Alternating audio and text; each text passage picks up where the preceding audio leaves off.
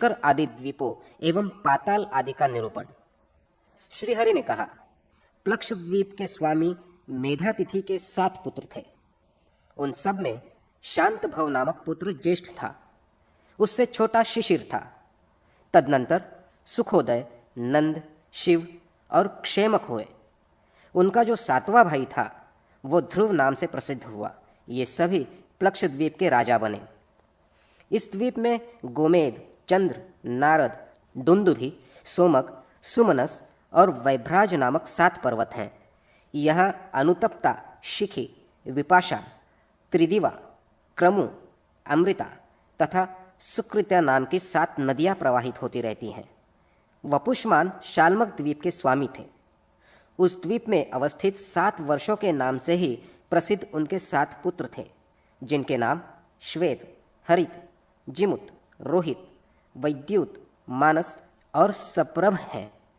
यहाँ कुमुद, उन्नत, द्रोण, महिष, बलाहक, क्रौच तथा ककुद्मान नामक 7 पर्वत हैं।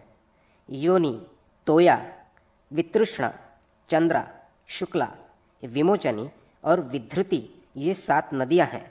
ये पापों का प्रशमन करने वाली हैं। कुश द्वीप में ज्योतिषमान का स्वामित्व था। उनके भी 7 पुत्र उत्पन्न हुए थे।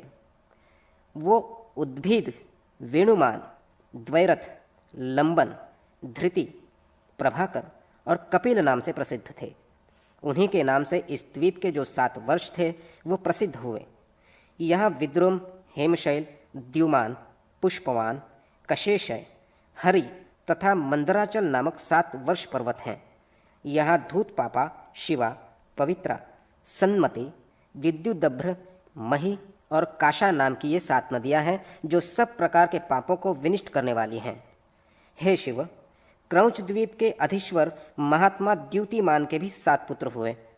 कुशल, मंदक, उष्ण, पीवर, अंधकारक, मुनि और दुंदुभि ये उनके नाम हैं। यहाँ क्रौच, वामन, अंधकारक, दिवाव्रत, महाशैल, दुंदुभि तथा पुंडरिकवान नाम के 7 वर्ष पर्वत हैं।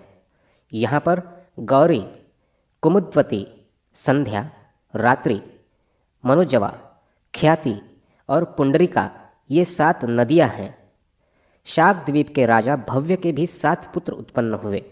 वे जलद, कुमार, सुकुमार, अरुणिबक, कुसुमोद, समोदार्की तथा महद्रम नाम से ख्याति प्राप्त थे।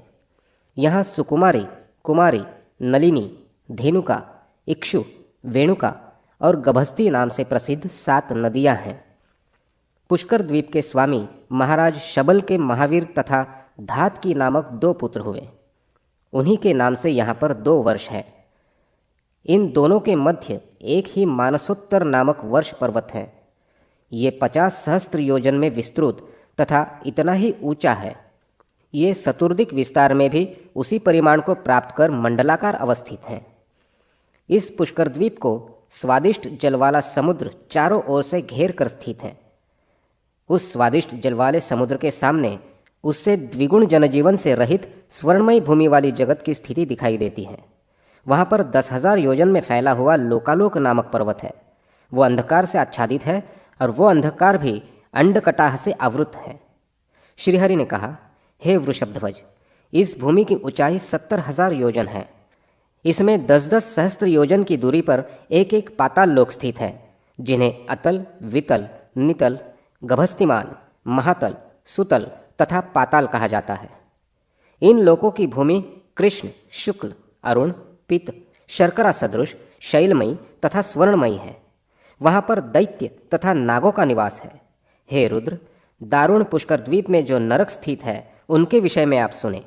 वहाँ रवरव, सुकर, रोध, ताल, विषसन, महाज्वाल, तप्तकुंभ, लवण, विमोहित, रुधिर, वैतरणी, कृमिश, कृमिभोजन, असिपत्रवन, कृष्ण, नानाभक्ष, दारुण, पूयवह, पाप, वहिन्नज्वाल, अधः शिरा, संदंश, कृष्णसूत्र, तमस, अविचि, श्वभोजन, अप्रतिष्ठित तथा उष्णविचि नामक नरक हैं। उनमें विष देने वाले शस्त्र से हत्या करने वाले तथा अग्नि से जलाकर मारने वाले पापीजन अपने अपने पाप का फलभोग करते हैं। हे रुद्र, यथाक्रम उनके ऊपर अन्य लोकों की स्थिति है। उन लोकों को क्रमशः जल, अग्नि, वायु तथा आकाश घेरे हुए हैं। इस प्रकार अवस्थित ब्रह्मांड प्रधान तत्व से आविष्टित हैं। वो ब्रह्मांड अन्य ब्रह्मांडों की अपेक्षा 10 गुना अधिक है। इसे परिव्याप्त कर स्वयं नारायण अवस्थित रहते हैं। भुवन कोश वर्णन में सूर्य तथा चंद्र आदि 9 ग्रहों के रथों का विवरण। श्रीहरि ने कहा, हे वृषभध्वज, अब मैं सूर्यादि ग्रहों की स्थिति एवं उनके परिणाम से संबंधित विषय का वर्णन कर रहा हूँ। सूर्यदेव के रथ का विस्तार 9000 योजन है। उसका ईशादंड अर्थात जुआ तथा रथ के बीच का जो भाग है वो उसे रथ विस्तार का दुगुना है। उसकी धुरी 1,57,00,000 योजन लंबी है तथा उसमें चक्र लगा हुआ है। उस चक्र की पूर्वाह्न, मध्याह्न तथा अपराह्न रूप 3 नाभियाँ हैं। परिवत्सरादि 5 अरे हैं। वसंतादि षड ऋतु रूपी 6 नेमियाँ हैं तथा अक्षय स्वरूप वाले संवत्सर से युक्त उस चक्र में संपूर्ण काल चक्र सन्निहित है। सूर्य के रथ की दूसरी धुरी 40,000 योजन लंबी है। हे वृषभध्वज, रथ के जो पहियों के अक्ष हैं वो 5,500 योजन लंबे हैं। रथ के कहे गए प्रधान दोनों अक्षों के परिमाण के समान जुए के दोनों अर्धों की लंबाई है। सबसे छोटा अक्ष जुए के अर्धभाग परिमाण वाला है, जो रथ के ध्रुवाधार पर अवस्थित है। रथ के दूसरे अक्ष में चक्र लगा हुआ है, जो मानसोत्तर पर्वत पर स्थित है। गायत्री, बृहति, उष्णिक, जगति, त्रिष्टुप, अनुष्टुप तथा पंक्ति नामक ये 7 छंद ही सूर्य के 7 घोड़े कहे गए हैं। चंद्रमा से सूर्य के इस रथ पर धाता नामक आदित्य, कृतुस्थला नामक अप्सरा, पुलस्त्य ऋषि, वासुकी नाग, रथकृत ग्रामणी, हेति नाम का राक्षस और तुम्बुरु गंधर्व स्थित रहते हैं। वैशाख मास में इस रथ पर अर्यमा नाम वाले आदित्य, पुलह ऋषि, रथौजा यक्ष, पुज्जिक स्थला अप्सरा, प्रहेति राक्षस, कच्छनीर सर्प तथा नारद नामक गंधर्व आसीन रहते हैं। ज्येष्ठ मास में सूर्य के इस रथ में मित्र नामक आदित्य, अत्रि ऋषि, तक्षक नाग, पौरुषेय राक्षस, मेनका अप्सरा, हा नामक गंधर्व और रथस्वन यक्ष का वास रहता है। आषाढ़ मास में इस रथ के ऊपर वरुण नाम से प्रसिद्ध आदित्य, वशिष्ठ ऋषि, रंभा तथा सहजन्या नामक अप्सरा, हु गंधर्व, रथचित्र नामक यक्ष एवं राक्षस गुरु शुक्र निवास करते हैं। श्रावण मास में इस रथ पर इंद्र नाम से विख्यात आदित्य, विश्वावसु गंधर्व, स्त्रोत नामक यक्ष, एलापत्र सर्प, अंगिरा ऋषि, प्रमलोचा अप्सरा और सर्प नामक राक्षसों का निवास रहता है। भाद्रपद मास में विवस्वान नामक आदित्य, उग्रसेन गंधर्व, भृगु ऋषि, आपुरण नामक यक्ष, अनुमलोचा नामक अप्सरा, शंखपाल नामक सर्प तथा व्याघ्र राक्षस का सूर्य रथ में निवास रहता है। अश्विन मास में इस रथ पर पूषा नामक आदित्य, सुरुचि नामक गंधर्व, धाता एवं गौतम ऋषि, धनंजय नाग, सुषेण तथा घृताची अप्सरा का वास होता है। कार्तिक मास में पर्जन्य नाम के आदित्य, विश्वावसु गंधर्व, भरद्वाज ऋषि, ऐरावत सर्प, विश्वाची अप्सरा, सेंजित यक्ष एवं आप नामक राक्षस का निवास उस रथ पर रहता है। मार्गशीर्ष मास में अंशु नामक आदित्य, कश्यप ऋषि, तारक्ष्य, महापद्मनाग, उर्वशी अप्सरा, चित्रसेन गंधर्व और विद्युत नामक राक्षस उस रथ में संचरण करते हैं। पौष मास में भर्ग नाम के आदित्य, क्रतु ऋषि, उर्णायु गंधर्व, स्फूर्ज राक्षस, कर्कोटक नाग, अरिष्टनेमी यक्ष तथा पूर्वचित्ती नामक अप्सरा सूर्यमंडल में निवास करते हैं। माघ मास में त्वष्टा नामक आदित्य, जमदग्नि ऋषि, कंबल सर्प, तिलोत्तमा अप्सरा, ब्रह्मापेत राक्षस, ऋतजित यक्ष और धृतराष्ट्र नामक गंधर्व सूर्यमंडल में रहते हैं। फाल्गुन मास में विष्णु नामक आदित्य, अश्वतर सर्प, रंभा अप्सरा, सूर्यवर्चा गंधर्व, सत्यजित यक्ष, विश्वामित्र ऋषि और यज्ञापेत राक्षस का उस रथ में वास रहता है। हे ब्रह्मन, भगवान विष्णु की शक्ति से तेजोमय बने मुनिगण सूर्यमंडल के सामने उपस्थित रहकर उनकी स्तुति करते हैं, गंधर्वजन यशोगान करते हैं, अप्सराएं नृत्य करती हैं, राक्षस उस रथ के पीछे पीछे चलते हैं, सर्प उस रथ को वहन करते हैं और यक्षगण उसकी बागडोर संभालने का कार्य करते हैं। बाल्यखिल्य नामक ऋषिगण उस रथ को सब ओर से घेर कर स्थित रहते हैं। चंद्रमा का रथ 3 पहियों वाला है। उसके घोड़े कुंद पुष्प के समान श्वेत वर्ण वाले हैं। वे रथ के जुए में बाएं और दाहिने दोनों ओर जुत कर उसे खींचते हैं। उनकी संख्या 10 है। चंद्रमा के पुत्र बुध का रथ जल तथा अग्नि से मिश्रित द्रव्य का बना हुआ है। उसमें वायु के समान वेगशाली पिशंग अर्थात भूरे वर्ण के 8 घोड़े जुते रहते हैं। शुक्र का महान रथ सैन्य बल से युक्त, अनुकर्ष ऊंचे शिखर वाला, पृथ्वी पर उत्पन्न होने वाले घोड़ों से संयुक्त, उपासंग तथा ऊंची पताका से विभूषित है। भूमिपुत्र मंगल का महान रथ तपाए गए स्वर्ण के सदृश कांचन वर्ण वाला है। उसमें 8 घोड़े लगे रहते हैं जो अग्नि से प्रादुर्भूत हैं तथा पद्मराग मणि के समान अरुण वर्ण के हैं। 8 पांडुर वर्ण के घोड़ों से युक्त स्वर्ण के रथ पर विद्यमान बृहस्पति एक एक राशि में एक एक वर्ष स्थित रहते हैं। शनि का रथ आकाश से उत्पन्न हुए चितकबरे घोड़ों से युक्त है। वो उसमें चढ़कर धीरे धीरे चलते हैं। उनका मंदगामी भी नाम है। स्वर्भानु अर्थात राहु के 8 घोड़े हैं जो भ्रमर के सदृश काले हैं। उसका रथ धूसर वर्ण का है। हे भूतेश शिव, उन घोड़ों को एक बार रथ में जोत दिए जाने पर वो निरंतर चलते रहते हैं। इसी प्रकार केतु के रथ में भी वायु के समान वेग वाले 8 घोड़े हैं। उनके वर्णों की आभा पुआल से निकलने वाले धुएं के सदृश तथा लाक्षारस की भांति अरुण रंग की है। हे शिव, इस प्रकार सूर्य चंद्रादि उपर्युक्त ग्रहों से युक्त द्वीप, नदी, पर्वत, समुद्र आदि से समन्वित समस्त भुवन मंडल भगवान विष्णु का विराट शरीर ही है। ज्योतिष चक्र में वर्जित नक्षत्र, उनके देवता एवं कतिपय शुभ अशुभ योगों का तथा मुहूर्तों का वर्णन। श्री सूत जी ने कहा, केशव ने भगवान शिव से पृथ्वी का परिमाण बताकर कहा कि हे रुद्र, ज्योतिष शास्त्र की गणना 4 लाख में है, पर उनमें से मैं अब ज्योतिष चक्र अर्थात नक्षत्रों से युक्त राशि चक्र का संक्षेप से वर्णन करूंगा जो सब कुछ देने वाला है। श्री हरि ने कहा, हे शिव, कृत्तिका नक्षत्र के देवता अग्नि है, रोहिणी नक्षत्र के देवता ब्रह्मा है, मृगशिरा के चंद्रमा तथा आर्द्रा के रुद्र देवता कह गए हैं। इसी प्रकार पुनर्वसु के आदित्य तथा तिष्य पुष्य के गुरु है। आश्लेषा नक्षत्र के सर्प तथा मघा नक्षत्र के देवता पितृगण हैं। पूर्वा फाल्गुनी नक्षत्र के देवता भाग्य, उत्तरा फाल्गुनी के अर्यमा, हस्त के सविता और चित्रा के देवता त्वष्टा हैं। स्वाति नक्षत्र के देवता वायु और विशाखा नक्षत्र के देवता इंद्राग्नि हैं। अनुराधा नक्षत्र के देवता मित्र और ज्येष्ठा के शक्र अर्थात इंद्र देवता कहे गए हैं। नक्षत्रज्ञ विद्वानों ने मूल नक्षत्र का देवता निर्तृति को बताया है। पूर्वाषाढ़ा नक्षत्र के देवता आप तथा उत्तराषाढ़ा के विश्वे देव हैं। अभिजीत के देवता ब्रह्मा और श्रवण के विष्णु कहे गए हैं। धनिष्ठा नक्षत्र के देवता वसु तथा शतभिषा के वरुण कहे गए हैं। पूर्वा भाद्रपद नक्षत्र के देवता अजपाद, उत्तरा भाद्रपद के अहिर्बुन्य, रेवती के पूषा, अश्विनी के अश्विनी कुमार और भरणी के यम देवता कहे गए हैं। प्रतिपदा तथा नवमी तिथि में ब्रह्माणी नाम की योगिनी पूर्व दिशा में अवस्थित रहती है। द्वितीया और दशमी तिथि में माहेश्वरी नामक योगिनी उत्तर दिशा में रहती है। पंचमी तथा त्रयोदशी तिथि में वाराही नामक योगिनी दक्षिण दिशा में स्थित रहती है। षष्ठी और चतुर्दशी तिथि में इंद्राणी नाम की योगिनी का वास पश्चिम में होता है। सप्तमी और पौर्णमासी तिथि में चामुंडा नाम से अभिहित योगिनी का निवास वायुगोचर अर्थात वायव्य कोण में रहता है। अष्टमी तथा अमावस्या में महालक्ष्मी नाम की योगिनी ईशान कोण में रहती है। एकादशी एवं तृतीया तिथि में वैष्णवी नाम की योगिनी अग्निकोण में वास करती है।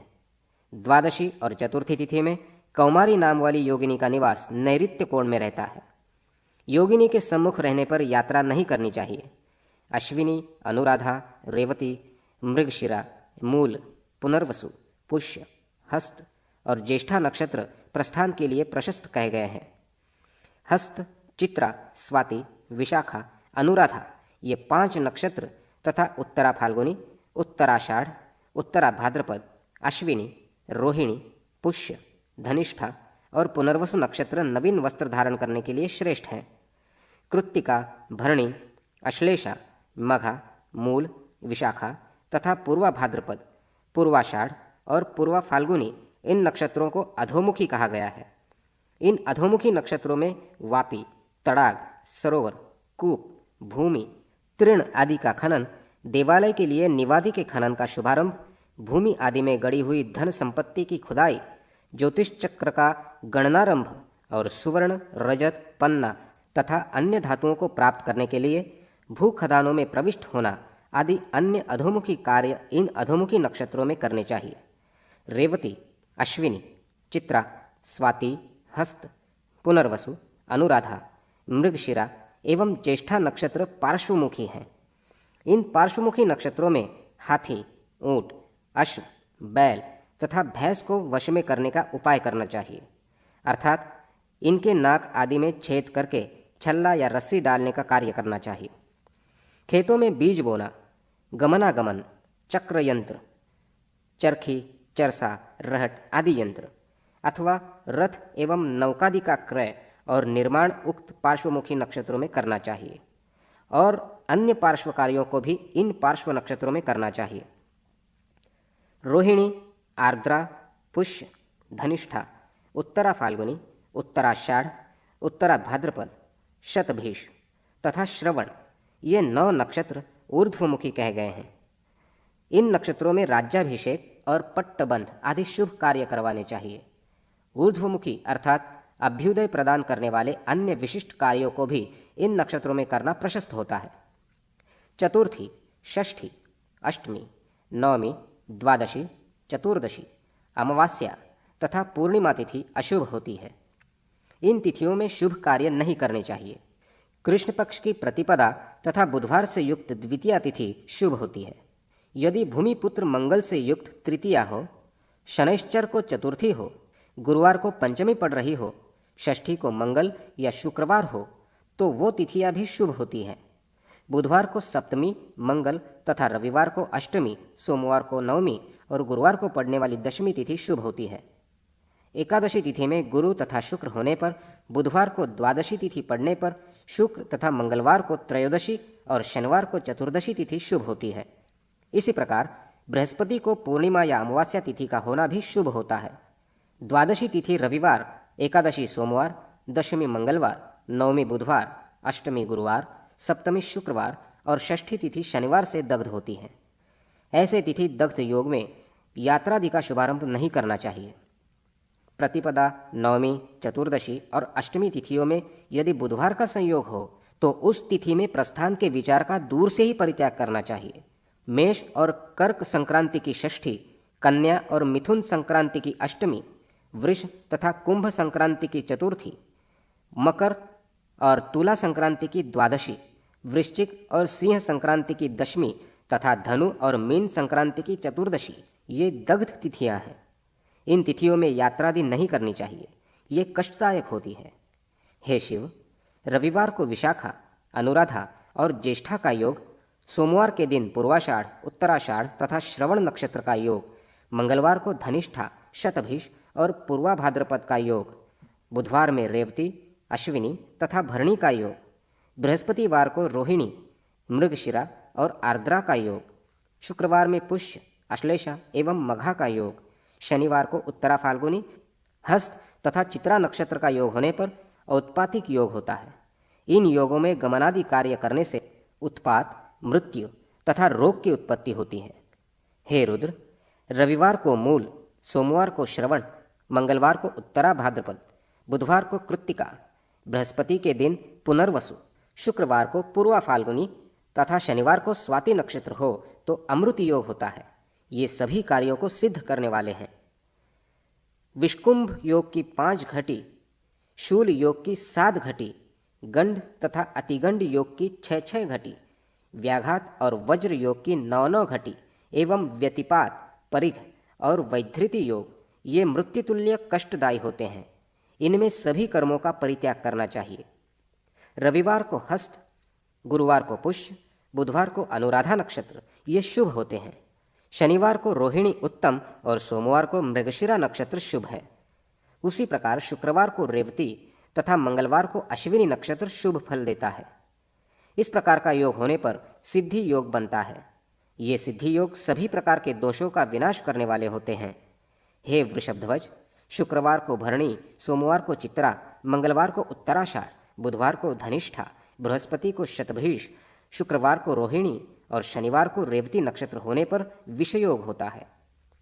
पुष्य, पुनर्वसु, रेवती, चित्रा, श्रवण, धनिष्ठा, हस्त, अश्विनी, मृगशिरा एवं शतभिष नक्षत्र होने पर जात कर्म आदि संस्कार करने के लिए उत्तम माने गए हैं। हे शिव, विशाखा, उत्तरा फाल्गुनी, उत्तराषाढ़, उत्तरा भाद्रपद, मघा, आर्द्रा, भरणी, आश्लेषा और कृत्तिका नक्षत्र में यात्रा करने पर मृत्यु का भय रहता है। ग्रह दशा, यात्रा शकुन, छींक का फल तथा सूर्य चक्र आदि का निरूपण। श्रीहरि ने कहा, हे शिव, अब मैं ग्रहों की महादशा का वर्णन कर रहा हूं। सूर्य की दशा 6 वर्ष, चंद्र की दशा 15 वर्ष, मंगल की दशा 8 वर्ष, बुध की दशा 17 वर्ष, शनि की दशा 10 वर्ष, बृहस्पति की दशा 19 वर्ष, राहु की दशा 12 वर्ष तथा शुक्र की दशा 21 वर्ष रहती हैं। सूर्य की दशा दुख देने वाली होती है और उद्वेग को पैदा करती है तथा राजा का नाश करती है। चंद्र की दशा ऐश्वर्य देने वाली, सुख पैदा करने वाली तथा मनोनुकूल अन्न देने वाली होती है। मंगल की दशा दुख देने वाली तथा राज्यादि का विनाश करने वाली है। बुध की दशा दिव्य स्त्री का लाभ, राज्य प्राप्ति एवं कोश वृद्धि करने वाली है। शनि की दशा राज्य का नाश और बंधु बांधवों को कष्ट प्रदान करने वाली है। बृहस्पति की दशा राज्य लाभ और सुख समृद्धि तथा धर्म देने वाली है। राहु की दशा राज्य का नाश करती है, व्याधियों की प्राप्ति कराती है और दुख पैदा करती है। शुक्र की दशा में हाथी, घोड़ा, राज्य तथा स्त्री का लाभ होता है। मेष मंगल का, वृष शुक्र का, मिथुन बुध का और कर्क चंद्रमा का क्षेत्र कहा गया है। सूर्य का क्षेत्र सिंह एवं बुध का क्षेत्र कन्या राशि है। तुला राशि शुक्र का क्षेत्र है और वृश्चिक मंगल का क्षेत्र है। बृहस्पति का क्षेत्र धनु, शनि का क्षेत्र मकर एवं कुंभ और मीन बृहस्पति का क्षेत्र कहा गया है। कर्क राशि में सूर्य आ जाने पर भगवान विष्णु शयन करते हैं। अश्विनी, रेवती, चित्रा, धनिष्ठा ये नक्षत्र आभूषण धारण करने में उत्तम माने गए हैं। यात्रा में यदि दाहिने हरिण, सांप, बंदर, बिलाव, कुत्ता, सुअर, पक्षी, नेवला तथा चूहा दिखाई दे तो यात्रा मंगलकारी होती है। यात्रा में ब्राह्मण की कन्या का दर्शन हो जाना मंगल होने का सूचक है तथा शंख और मृदंग की आवाज सुनना एवं सदाचारी श्रीमंत व्यक्ति का दर्शन हो जाना, वेणु, स्त्री, जल से भरा कलश दिखाई देना कल्याण प्राप्ति का सूचक है। यात्रा में बाई और श्रृगाल, ऊंट और गधा आदि का दिखाई देना मंगलकारी होता है। यात्रा में कपास, औषधि, तेल, दहकते अंगारे, सर्प, बाल बिखेरे, लाल माला पहने और नग्न अवस्था में यदि कोई व्यक्ति दिखाई दे तो अशुभ होता है। अब मैं हिक्का अर्थात छींक के शुभ अशुभ फलों का वर्णन कर रहा हूं। पूर्व दिशा में छींक होने पर बहुत बड़ा फल प्राप्त होता है। अग्नि कोण में छींक होने पर शोक और संताप तथा दक्षिण में छींक होने पर हानि उठानी पड़ती है। नैऋत्य कोण में छींक होने पर शोक और संताप तथा पश्चिम में छींक होने पर मिष्टान्न की प्राप्ति होती है।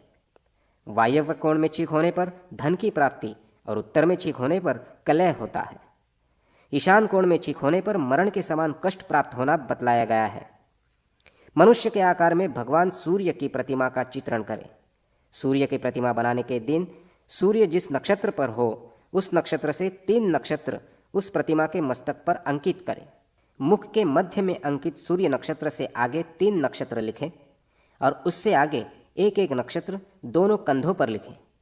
फिर उससे आगे एक एक नक्षत्र दोनों भुजाओं पर लिखें और उससे आगे के एक एक नक्षत्र दोनों हाथों पर लिखें। उससे आगे 5 नक्षत्र हृदय प्रदेश पर लिखें तथा उससे आगे एक नक्षत्र नाभि मंडल में लिखें। उससे आगे गुह्य स्थान में एक नक्षत्र लिखें। उससे आगे एक एक नक्षत्र दोनों घुटनों पर लिखें। शेष नक्षत्र सूर्य के चरणों पर लिखें। सूर्य चक्र के चरणों में जातक का जन्म नक्षत्र पड़ता हो तो जातक अल्पायु होता है। वही नक्षत्र यदि घुटनों पर पड़ता है तो जातक विदेश यात्रा वाला होता है और यदि गुह्यस्थान पर पड़े तो परस्त्रीगामी होता है। नाभि स्थान में पड़ने पर थोड़े में ही प्रसन्न हो जाने वाला होता है। यदि हृदय स्थान में पड़ता है तो महेश्वर होता है, यदि पाणी स्थान में पड़ता है तो चोर होता है। वही यदि भुजाओं पर पड़ता है तो उसका कहीं निश्चित स्थान नहीं रहता। यदि कंधों पर पड़ जाए तो वो धनपति कुबेर होता है, यदि मुख पर पड़ जाए तो मिष्टान्न प्राप्त करता है, और यदि मस्तक पर जातक नक्षत्र पड़ जाए तो जातक रेशम वस्त्रधारी होता है। ग्रहों के शुभ एवं अशुभ स्थान तथा उनके अनुसार शुभाशुभ फल का संक्षिप्त विवेचन। श्रीहरि ने कहा, लग्न से सप्तम भाव तथा उपचय में स्थित चंद्रमा सर्वत्र मंगलकारी होता है। शुक्ल पक्ष की द्वितीया तिथि तथा पंचम और नवम भाव में स्थित चंद्रमा गुरु के सदृश पूज्य है। हे शिव, चंद्रमा की 12 अवस्थाएं हैं, आप उनके विषय में भी सुने। अश्विनी आदि 3-3 नक्षत्रों से एक एक अवस्था बनती है। अतः उन अश्विनी आदि 3-3 नक्षत्रों के क्रम से प्रवासावस्था, दृष्टावस्था, मृतावस्था, जयावस्था, हास्यावस्था, नतावस्था, प्रमोदावस्था, विषादावस्था, भोगावस्था, ज्वरावस्था, कंपावस्था तथा सुखावस्था, ये चंद्र की 12 अवस्थाएं होती हैं। इन्हीं अवस्थाओं के क्रम में चंद्र की स्थिति होने पर क्रमशः प्रवास, हानि, मृत्यु, जय, हास, रति, सुख, शोक, भोग, ज्वर, कंप तथा सुख, ये फल प्राप्त होते हैं। चंद्र के जन्म लग्न में होने पर तुष्टि, द्वितीय भाव में रहने पर सुख हानि, तृतीय भाव में रहने पर राज सम्मान, चतुर्थ भाव में कलह और पंचम भाव में स्त्री का लाभ होता है। यदि चंद्र षष्ठ स्थान में रहता है तो धन धान्य की प्राप्ति, सप्तम भाव में रहने पर प्रेम तथा सम्मान की प्राप्ति होती है। चंद्रमा के अष्टम भाव में रहने पर मनुष्य के प्राणों को संकट बना रहता है। नवम भाव में उसकी स्थिति रहने पर कोष में धन की वृद्धि होती है। दशम भाव में चंद्र के रहने पर कार्य सिद्धि और एकादश भाव में होने पर विजय निश्चित है। जब वो द्वादश भाव में रहता है तो जातक की निश्चित ही मृत्यु होती है, इसमें संदेह नहीं है। कृत्तिका, रोहिणी, मृगशिरा, आर्द्रा, पुनर्वसु, पुष्य, अश्लेषा, इन 7 नक्षत्रों में पूर्व दिशा की यात्रा करनी चाहिए। मघा, पूर्वा फाल्गुनी, उत्तरा फाल्गुनी, हस्त, चित्रा, स्वाति तथा विशाखा, इन 7 नक्षत्रों में दक्षिण की यात्रा करनी चाहिए। अनुराधा, ज्येष्ठा, मूल, पूर्वाषाढ़, उत्तराषाढ़, श्रवण और धनिष्ठा, इन 7 नक्षत्रों में पश्चिम की यात्रा करनी चाहिए। धनिष्ठा, शतभीष, पूर्वा भाद्रपद, उत्तरा भाद्रपद, रेवती, अश्विनी और भरणी, इन 7 नक्षत्रों में उत्तर की यात्रा प्रशस्त होती है। अश्विनी, रेवती, चित्रा तथा धनिष्ठा नक्षत्र नवीन अलंकारों को धारण करने के लिए श्रेष्ठ हैं। मृगशिरा, अश्विनी, चित्रा, पुष्य, मूल और हस्त नक्षत्र कन्यादान, यात्रा तथा प्रतिष्ठादि कार्यों में शुभप्रद होते हैं। जन्म लग्न में शुक्र और चंद्र के रहने पर शुभ फल की प्राप्ति होती है। उसी प्रकार ये दोनों ग्रह द्वितीय भाव में रहने पर भी शुभ फल प्रदान करते हैं। तृतीय भाव में स्थित चंद्र, बुध, शुक्र और बृहस्पति, चतुर्थ भाव में मंगल, शनि, चंद्र, सूर्य और बुध श्रेष्ठ होते हैं। पंचम भाव में शुक्र, बृहस्पति, चंद्रमा और केतु के रहने पर शुभ होता है। षष्ठ भाव में शनि, सूर्य और मंगल, सप्तम भाव में बृहस्पति तथा चंद्रमा शुभ है। इसी प्रकार अष्टम भाव में बुध और शुक्र तथा नवम भाव में स्थित गुरु शुभ फल देने वाला है। जन्म के दशम भाव में स्थित सूर्य, शनि एवं चंद्रमा तथा एकादश भाव में सभी ग्रह शुभ फल देते हैं। ऐसे ही जन्म के द्वादश भाव में स्थित बुध और शुक्र सब प्रकार के सुखों को प्रदान करते हैं। सिंह के साथ मकर, कन्या के साथ मेष, तुला के साथ मीन, कुंभ के साथ कर्क, धनु के साथ वृष और मिथुन के साथ वृश्चिका राशि का योग श्रेष्ठ होता है। यह षडाष्टक योग है। यह योग प्रीतिकारक होता है, इसमें संदेह नहीं है। लग्न फल, राशियों के चर स्थिर आदि भेद, ग्रहों का स्वभाव तथा 7 वारों में किए जाने योग्य प्रशस्त कार्य। श्रीहरि ने कहा, हे शिव, सूर्य उदय काल से मेषादि राशियों पर अवस्थित रहते हैं। वे दिन में क्रमशः 6 राशियों को पार कर रात्रि में शेष 6 राशियों को पार करते हैं। मेष लग्न में कन्या का जन्म होने पर वो वंध्या होती है। वृष लग्न में उत्पन्न हुई कन्या कामिनी होती है। मिथुन लग्न वाली सौभाग्यशालिनी तथा कर्क लग्न में उत्पन्न हुई कन्या वेश्या होती है। सिंह लग्न में जन्म प्राप्त कन्या अल्पपुत्रों वाली, कन्या लग्न वाली रूप से संपन्न, तुला लग्न वाली रूप और ऐश्वर्य से युक्त, तथा वृश्चिक लग्न वाली कर्कश स्वभाव की होती है। धनु लग्न में उत्पन्न हुई कन्या सौभाग्यवती तथा मकर लग्न वाली निम्न पुरुषों के साथ गमन करने वाली होती है। कुंभ लग्न में जन्म प्राप्त कन्या अल्प पुत्रों तथा मीन लग्न वाली वैराग्य युक्त होती है। तुला, कर्क, मेष और मकर ये 4 राशियां हैं। इनमें यात्रादि चर कार्य करने चाहिए। सिंह, वृष, कुंभ और वृश्चिक स्थिर राशि हैं। इनमें स्थिर कार्य करने चाहिए। कन्या, धनु, मीन एवं मिथुन राशि द्विस्वभाव की होती है। विद्वान व्यक्ति को इन राशियों में द्विस्वभाव से युक्त कर्म करने चाहिए। यात्रा चर लग्न में तथा गृह प्रवेशादि का कार्य स्थिर लग्न में करना चाहिए। देवताओं की स्थापना और वैवाहिक संस्कार को द्विस्वभाव के लग्न में करना श्रेयस्कर है। हे वृषभध्वज, प्रतिपदा, षष्ठी तथा एकादशी तिथियां नंदा मानी जाती है। द्वितीया, सप्तमी और द्वादशी तिथियां भद्रा कही गई हैं। तृतीया, अष्टमी और त्रयोदशी तिथियां जया कही गई है। चतुर्थी, नवमी तथा चतुर्दशी ये 3 रिक्ता तिथि हैं। ये शुभ कार्य के लिए वर्जित हैं। सौम्य स्वभाव वाला बुध ग्रह चर स्वभाव है। गुरु क्षिप्र, शुक्र मृदु और रवि ध्रुव स्वभाव का है। शनि दारुण, मंगल उग्र तथा चंद्र को सम स्वभाव का जानना चाहिए। चर और क्षिप्र स्वभाव वाले वार में यात्रा करनी चाहिए तथा मृदु और ध्रुव स्वभाव से संयुक्त शुक्र अथवा रविवार को गृह प्रवेशादि का कार्य करना चाहिए। दारुण और उग्र स्वभाव वाले शनि तथा मंगलवार को विजय प्राप्त करने की अभिलाषा से क्षत्रियादि वीरों को युद्ध के लिए प्रस्थान करना चाहिए। राज्याभिषेक और अग्निकार्य सोमवार को प्रशस्त माना गया है। सोमवार में लिपाई का कार्य एवं गृह का शुभारंभ करना श्रेयस्कर है। मंगलवार को सेनापति का पदभार वहन करना, शौर्य पराक्रम का कार्य तथा शस्त्राभ्यास का प्रारंभ करना शुभ है। बुध के दिन किसी कार्य की सिद्धि के लिए प्रयत्न करना, मंत्रणा करना और यात्रा करना सफलतादायक माना गया है। बृहस्पतिवार को वेद पाठ, देव पूजा, वस्त्र तथा अलंकारादि धारण के कार्य करने चाहिए। शुक्रवार को कन्यादान, गजारोहण तथा स्त्री सहवास उचित है। शनिवार को गृहारंभ, गृह प्रवेश और गजबंधन के कार्य शुभ माने गए हैं। सामुद्रिक शास्त्र के अनुसार स्त्री पुरुष के शुभाशुभ लक्षण, मस्तक एवं हस्तरेखा से आयु का परिज्ञान। श्रीहरि ने कहा, हे शिव, अब मैं स्त्री पुरुष के लक्षणों का वर्णन संक्षेप में कर रहा हूं, आप सुने। जिनके हाथ पांव के तल पसीने से रहित हो, कमल के भीतरी भाग की तरह मृदु एवं रक्त हो, अंगुलियां सटी हुई हो, नाखून तांबे के वर्ण के समान थोड़े रक्त हो, पांव सुंदर गुल्फ वाले, नसों से रहित और कूर्म के समान उन्नत हो, उन्हें नृपश्रेष्ठ समझना चाहिए। रुक्ष एवं थोड़ा पीलापन लिए, श्वेत नख वाले, वक्र तथा नसों से भरे हुए और विरल अंगुलियों से युक्त शूर्पाकार चरणों वाले मनुष्य दुखी एवं दरिद्र होते हैं। अल्परोम से युक्त, गलशुंड के समान सुंदर जंघा प्रदेश तथा एक एक रोम से भरे हुए रोमकूपों वाला शरीर राजाओं और महात्माओं का माना गया है। प्रत्येक रोमकूप में 2-2 रोम होने पर मनुष्य श्रोत्रिय तथा पंडित होता है। 3-3 रोमों से व्याप्त रोमकूप दरिद्रों के होते हैं। मांस रहित अत्यंत क्रूश जानुयुगुल वाला मनुष्य रोगी होता है। समान उदरभाग से सुशोभित मनुष्य अतिशय भोग से समृद्ध और कुंभ के सदृश उन्नत या सर्प के समान उदर भाग वाले लोग अत्यंत दरिद्र होते हैं। रेखाओं के द्वारा आयु का निर्णय किया जाता है। जिसके ललाट पर समान आकार वाली 3 रेखाएं स्पष्ट दिखाई देती हैं, वो पुत्रादि से संपन्न रहकर सुखपूर्वक 60 वर्ष तक जीवित रहता है। मस्तक पर 2 रेखाओं के दृष्टिगोचर होने पर मनुष्य की आयु 40 वर्ष की होती है।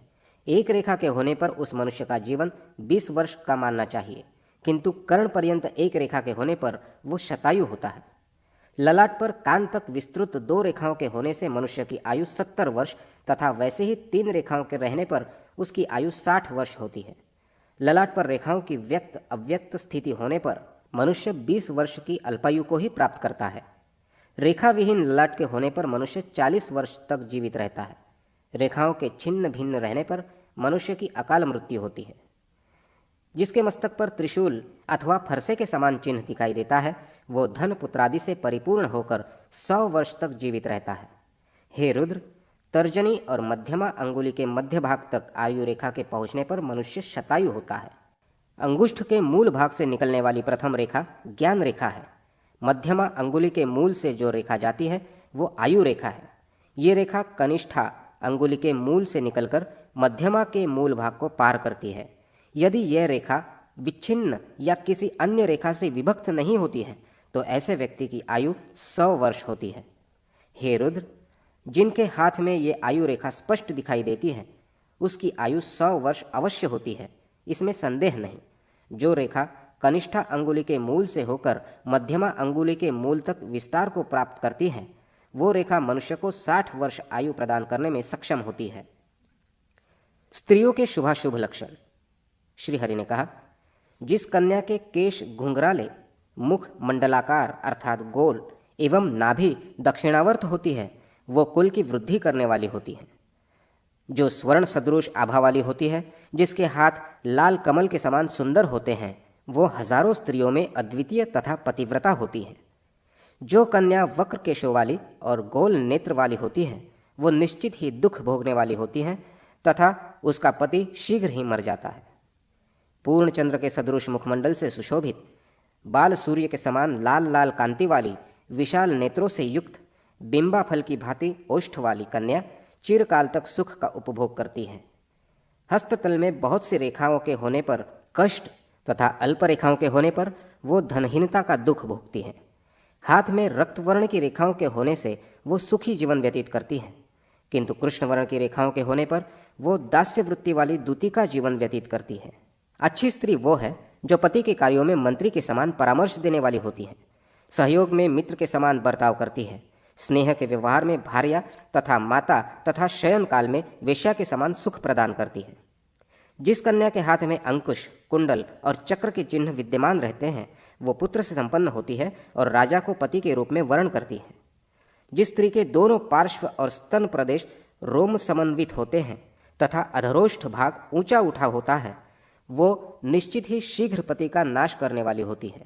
जिसके हाथ में प्राकार और तोरण की रेखाएं दिखाई देती हैं वो दासकुल में भी उत्पन्न होकर रानी के पद को प्राप्त करती है। जिस कन्या की नाभि ऊपर की ओर उठी हुई मंडलाकार एवं कपिल वर्ण की रोमावलियों से आवृत होती है वो कन्या राजकुल में उत्पन्न होकर दासी की वृत्ति से जीवन यापन करती है। जिस स्त्री के चलने पर दोनों पैर की अनामिका तथा अंगुष्ठ पृथ्वी तल का स्पर्श नहीं करते हैं वो शीघ्र ही पति का नाश करती है तथा स्वयं स्वेच्छाचार पूर्वक जीवन बिताने वाली होती है। जिस स्त्री के चलने से पृथ्वी में कंपन हो उठता है वो शीघ्र ही पति का नाश करके स्वेच्छाचारिणी बन जाती है। सुंदर मनोहारी नेत्रों के होने से स्त्री सौभाग्यशालिनी, उज्ज्वल चमकते हुए दांतों के होने पर उत्तम भोजन प्राप्त करने वाली, शरीर की त्वचा सुंदर एवं कोमल होने से उत्तम प्रकार की शैया तथा कोमल स्निग्ध चरणों के होने पर वो श्रेष्ठ वाहन का सुख प्राप्त करती है। चिकने, ऊंचे उठे हुए ताम्र वर्ण के समान लाल लाल नखों से युक्त, मत्स्य, अंकुश, पद्म, चक्र तथा लांगल अर्थात हल चिन्ह से सुशोभित एवं पसीने से रहित और कोमल तल वाले स्त्री के चरण सौभाग्यशाली होते हैं। सुंदर रोम विहीन जंघा, गजशुंड के सदृश उरु, पीपल पत्र के समान विशाल उत्तम गुह्य भाग, दक्षिणावर्त गंभीर नाभि, रोम रहित त्रिवली और हृदय पर सुशोभित रोम रहित स्तन प्रदेश ये उत्तम स्त्री के शुभ लक्षण हैं। स्त्री एवं पुरुषों के शुभाशुभ लक्षण। श्री हरि ने कहा, अब मैं सामुद्रिक शास्त्र में कहे गए स्त्री और पुरुष के शुभाशुभ लक्षणों का वर्णन करता हूँ जिन्हें जान लेने से भूत तथा भविष्य का ज्ञान हो जाता है।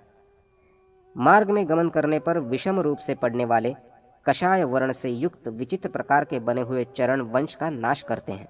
शंखवाकार चरणों से युक्त मनुष्य ब्रह्म हत्या करता है तथा अगम्या स्त्री के साथ रमण करने की इच्छा रखता है। विरल रोम भाग युक्त जंघा तथा हाथी के सूंड के समान सुंदर उरु भागों वाले अंग राजा के शरीर में सुशोभित होते हैं। दरिद्र की जंघाएं सियार की जंघाओं के समान होती हैं। कुंचित केश राशि वाले मनुष्य की मृत्यु विदेश में होती है। मांस रहित जानु प्रदेश वाला व्यक्ति सौभाग्यशाली होता है। अल्प और छोटी छोटी जानुओं के होने से मनुष्य स्त्री प्रेमी तथा विशाल विकटाकार होने पर दरिद्र होता है। मांस से भरपूर जानुओं के होने पर मनुष्य को राज्य की प्राप्ति होती है। बड़ी जानुओं के होने पर मनुष्य दीर्घायु होता है। मांसल स्फिक अर्थात कुल्हा प्रदेश वाला व्यक्ति सुखी तथा सिंह के समान स्फिक होने पर वो राजपुरुष माना गया है। इसी प्रकार सिंह के सदृश कटि प्रदेश के होने पर वो राजा होता है, किंतु कपि के समान कटिभाग वाला व्यक्ति निर्धन होता है। समान कक्ष अर्थात काक प्रदेश वाले अत्यधिक भोग विलासी होते हैं।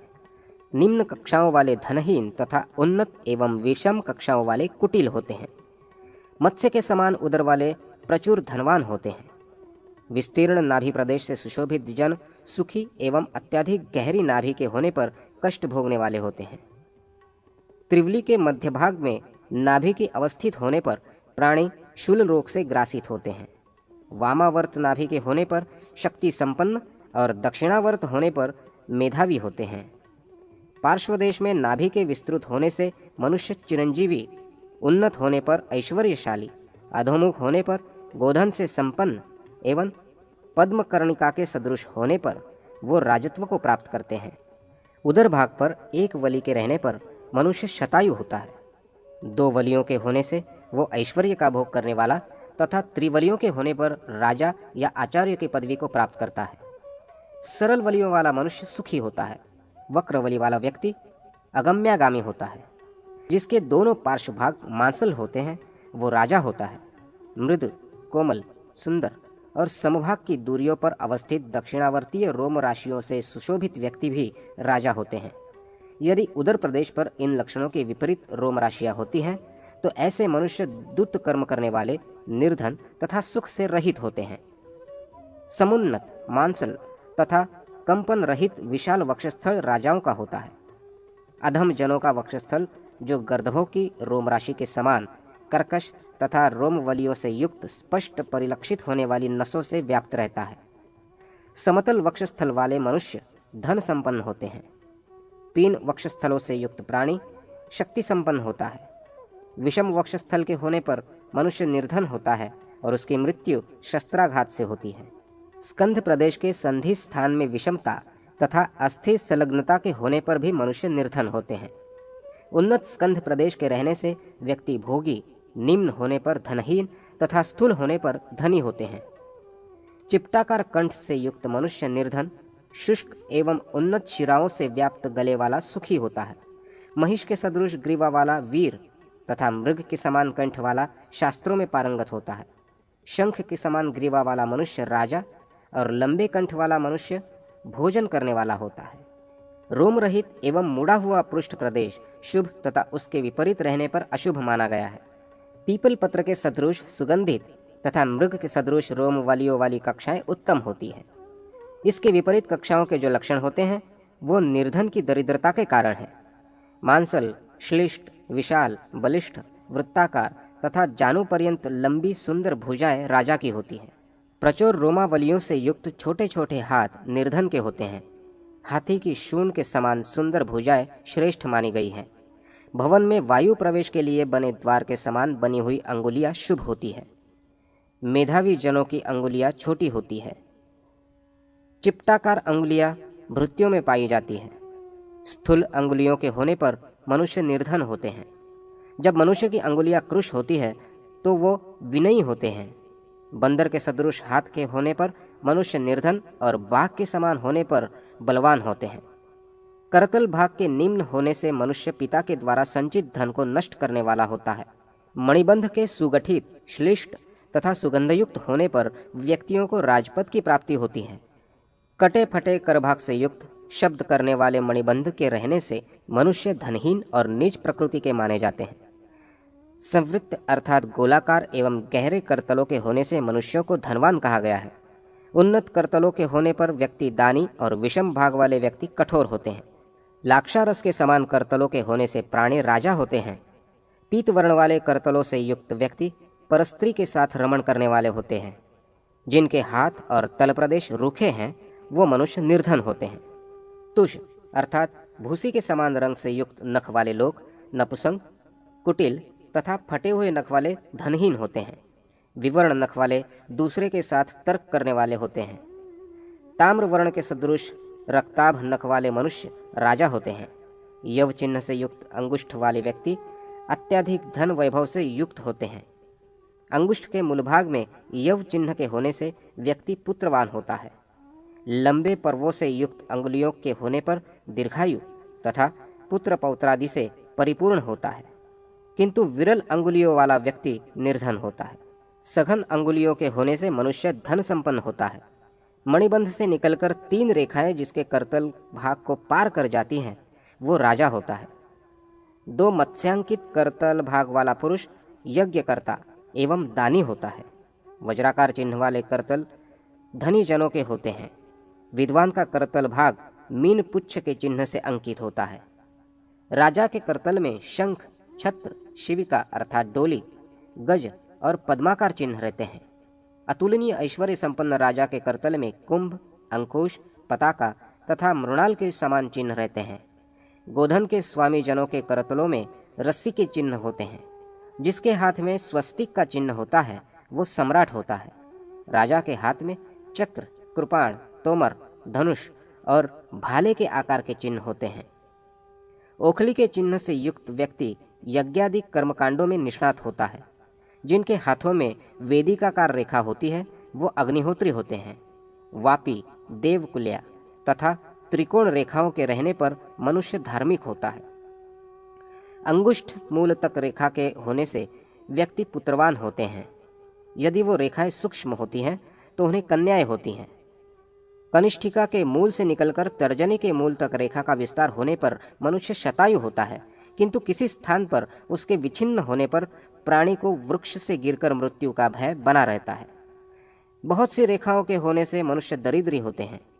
चिबुक अर्थात ठुड्डी के कृश होने पर मनुष्य को धनहीन समझना चाहिए, किंतु जितनी ठुड्डियां मांसल होती है वो धन संपदाओं से परिपूर्ण होते हैं।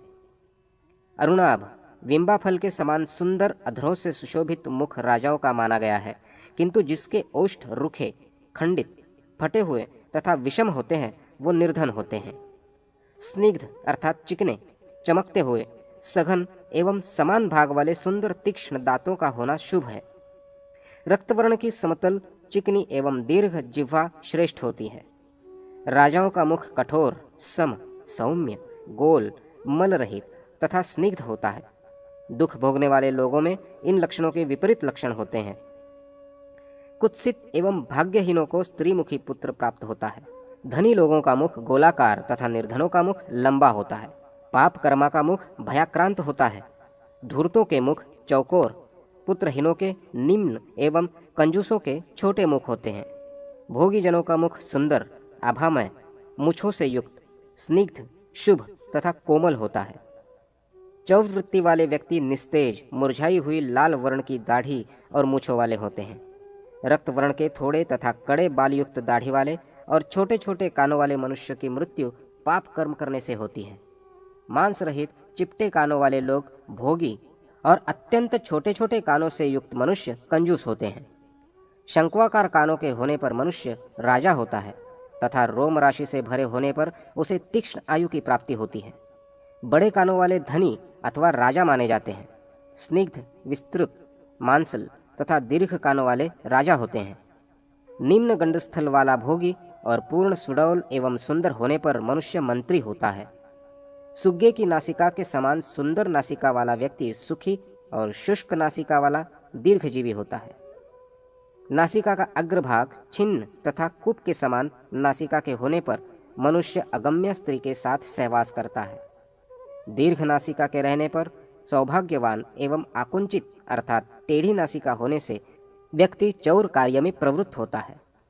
नासिका के चिपटी होने पर मनुष्य की अकाल मृत्यु होती है। भाग्यवान की नासिका छोटी होती है। चक्रवर्ती सम्राट की नासिका में छोटे छोटे गोल और सीधे छिद्र होते हैं। दक्षिण भाग की ओर नासिका के वक्र होने पर मनुष्यों में क्रूर स्वभाव होता है। वक्र उपांत भागों से युक्त तथा पद्म पत्र के समान सुंदर नेत्र सुखी लोगों के होते हैं। बिल्ली के सदृश नेत्रों के होने पर मनुष्य पापात्मा तथा मधु पिंगल वर्ण वाले नेत्रों के होने पर वो दुरात्मा होता है। केकड़े के नेत्रों की भांति नेत्र होने से व्यक्ति क्रूर और हरित वर्ण के नेत्र वाले पाप कर्म में अनुरक्त होते हैं। वक्र नेत्र बलवान पुरुषों का लक्षण है। हाथी के समान नेत्रों वाले मनुष्य सेनानी होते हैं। गंभीर नेत्रों वाला पुरुष राजा तथा स्थूल नेत्रों वाला मंत्री होता है। नील कमल के सदृश नेत्रों के होने पर व्यक्ति विद्वान तथा श्याम वर्ण के नेत्र वाले सौभाग्यशाली होते हैं। कृष्ण वर्ण के तारक बिंदुओं से युक्त नेत्रों वाले पुरुष में उत्पाटन क्षमता होती है।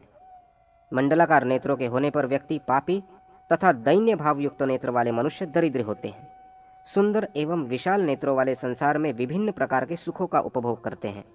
जिनके नेत्र अधिक उन्नत अर्थात ऊपर की ओर अधिक उठे हुए होते हैं वो अल्पायु होते हैं। विशाल और उन्नत नेत्रों के होने पर मनुष्य सुखी होते हैं। विषम भौहों वाले दरिद्र होते हैं तथा दीर्घ सघन एक दूसरे से संयुक्त बाल चंद्र के सदृश पतले वक्र एवं उन्नत सुंदर भौहों से सुशोभित प्राणी धन वैभव से संपन्न होते हैं। मध्य भाग में कटी हुई भौहों के होने पर मनुष्य निर्धन तथा झुकी हुई भौहों के होने से अगम्य स्त्रियों में रत रहने वाले और पुत्र से रहित होते हैं।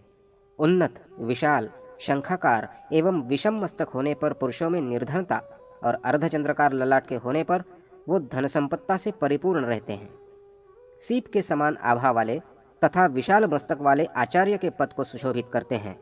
जिनके मस्तकों पर शिराएं स्पष्ट प्रतीत होती रहती हैं वो पाप कर्म में लगे रहते हैं। उन्नत शिराओं से युक्त स्वस्तिकाकार सुंदर ललाट के होने पर मनुष्य धनवान तथा निम्न ललाट के होने पर बंदी बनाए जाने योग्य होते हैं और क्रूर कर्मों को करते हैं। गोल ललाट वाले कृपण और उन्नत भाल वाले राजा होते हैं। लोगों का अश्रु रहित दीनता रहित स्निग्ध रुदन मंगलकारी होता है तथा अविरल अश्रुधार वाला दैन्य भाव को प्रकट करता हुआ रूखा रुदन सुखकारी होता है। कंपन रहित हंसी श्रेष्ठ होती है। आंख मूंद कर हंसने वाला व्यक्ति पापी होता है। बार बार हंसने वाला दुष्ट होता है और उन्मत्त की हंसी अनेक प्रकार की होती है। 100 वर्ष तक जीवन प्राप्त करने वाले लोगों के मस्तक पर 3 रेखाएं होती हैं। मस्तक पर 4 रेखाओं के होने पर मनुष्य राजा होता है और उसकी आयु 95 वर्ष तक होती है। रेखा रहित ललाट वाला व्यक्ति 90 वर्ष जीवित रहता है।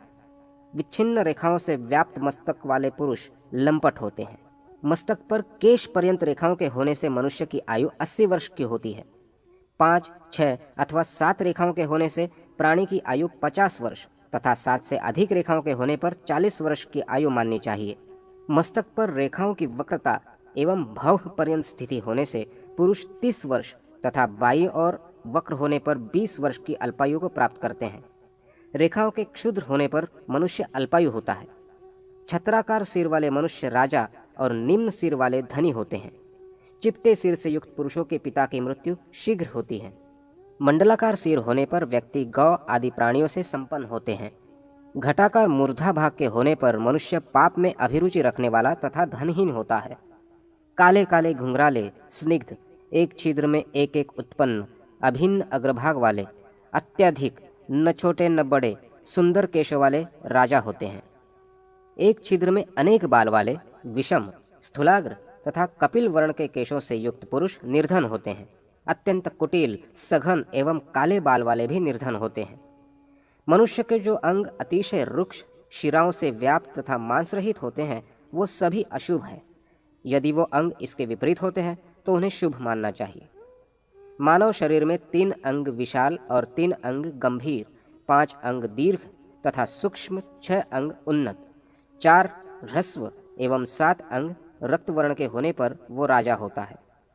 नाभि, स्वर तथा सत्व अर्थात स्वभाव ये 3 गंभीर होने चाहिए। ललाट, मुख तथा वक्षस्थल विशाल, नेत्र, कक्षा अर्थात काख, नासिका तथा क्रुकाटिका अर्थात गर्दन का उठा हुआ भाग, सिर और गर्दन का जोड़, इन 6 को उन्नत होना चाहिए। ऐसा होने पर मनुष्य राजा होता है। जंघा, ग्रीवा, लिंग तथा पृष्ठभाग ये 4 अंग ह्रस्व होने चाहिए। करतल, तालु, अधर और नख ये 4 रक्ताभ होने चाहिए।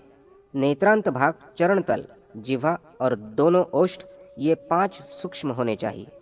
दांत, उंगली, पर्व, नख, केश और त्वचा ये 5 अंग दीर्घ होने पर शुभकारी है। दोनों स्तनों का मध्य भाग, दोनों भुजाएं, दांत, नेत्र और नासिका का भी दीर्घ होना शुभ है। इस प्रकार मनुष्यों का लक्षण कहकर अब स्त्रियों का लक्षण कर रहा हूं। रानी के दोनों चरण स्निग्ध समान पदतल वाले, ताम्र वर्ण की आभा से सुशोभित नखों से युक्त, सघन अंगुलियों वाले तथा उन्नत अग्रभाग वाले होते हैं। ऐसी स्त्री को प्राप्त कर मनुष्य राजा बन जाता है। गुढ़ गुल्फ प्रदेश से युक्त पद्म पत्र के समान चरण तल शुभ होते हैं।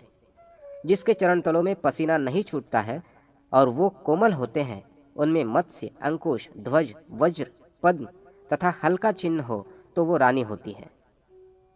इन लक्षणों से रहित चरण वाली स्त्री दासी होती है। स्त्रियों की रोम रहित, सुंदर, शिरा विहीन, गोल गोल जंघाएं शुभ है। संधि स्थान तथा दोनों जानू समान होने चाहिए, ऐसा शुभ होता है। गजशुंड के सदृश रोम रहित तथा समान भाग वाले दोनों ओर श्रेष्ठ माने जाते हैं। विस्तीर्ण, मांसल, गंभीर, विशाल तथा दक्षिणावर्त नाभि तथा मध्य भाग में त्रिवलियां श्रेष्ठ होती हैं। स्त्रियों के रोम रहित, विशाल, भरे हुए, सघन एवं समान भाग वाले कठोर स्तन प्रदेश शुभ हैं। रोम रहित, शंख के आकार वाली सुंदर ग्रीवा प्रशस्त होती है। अरुणाभ अधरोष्ठ वाला तथा वर्तुलाकार मांसल भरा हुआ मुख श्रेष्ठ होता है। कुंद पुष्प के समान दंत पंक्ति तथा कोयल की भांति वाणी शुभ होती है। जो सदैव दाक्षिण्य भाव से परिपूर्ण रहती है, उसमें शठता नहीं होती, अपितु हंसों के समान मधुर शब्दों का प्रयोग करके वो दूसरों को सुख प्रदान करती है। वो स्त्री श्रेष्ठ होती है। स्त्रियों की नासिका और नासिका छिद्र समान होना मनोहर और मंगलदायी होता है।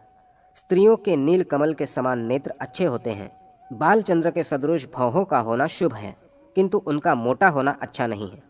उनका मस्तक अर्धचंद्र के समान सुंदर, समतल तथा रोम विहीन होना शुभ है।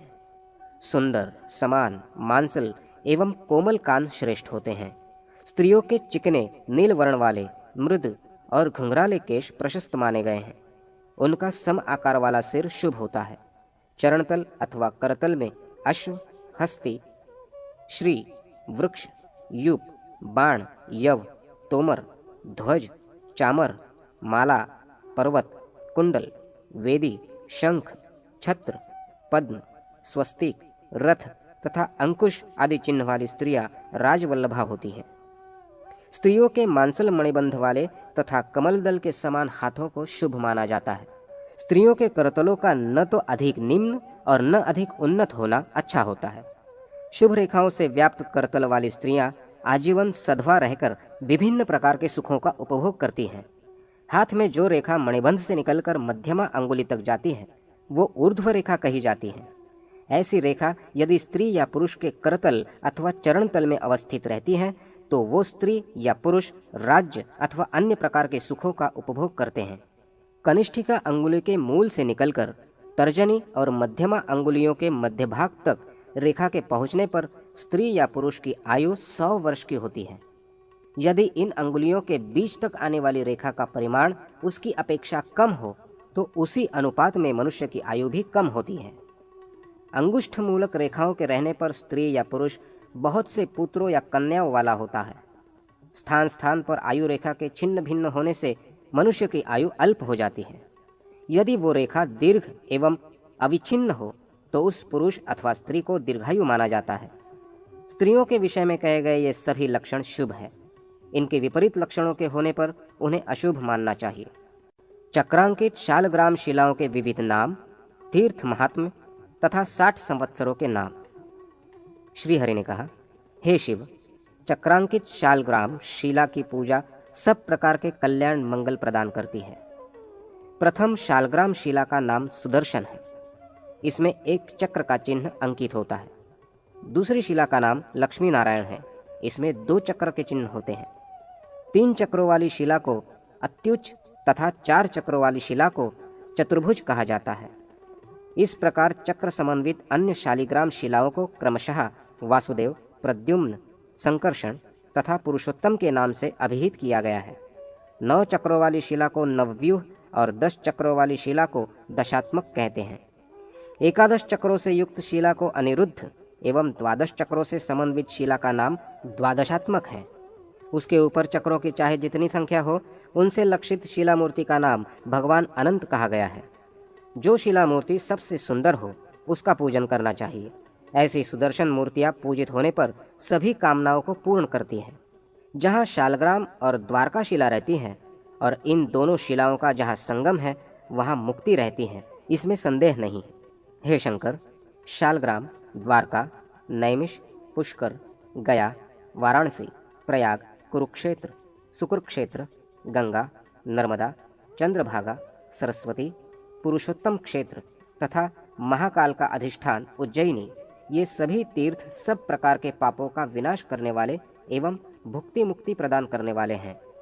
प्रभव, विभव, शुक्ल, प्रमोद, प्रजापति, अंगिरा, श्रीमुख, भाव, युवा, धाता, ईश्वर, बहुधान्य, प्रमाथि, विक्रम, विशु, चित्रभानु, स्वभानु, तारण, पार्थिव, व्यय, सर्वजित, सर्वधारी, विरोधी, विकृति, खर, नंदन, विजय, जय, मन्मथ, दुर्मुख, हेमलंब, विलंब, विकार, शर्वरी, प्लव, शुभकृत, शोभन, क्रोधी, विश्वावसु, पराभव, प्लवंग, किलक, सौम्य, धारण, विरोधकृत, परिधावी, प्रमादी, आनंद, राक्षस, नल, पिंगल, काल, सिद्धार्थ, रौद्री, दुर्मति, दुंदुभि, रुधिरोद्रारी, रक्ताक्ष, क्रोधन एवं अक्षय, ये 60 संवत्सर अपने नाम के अनुसार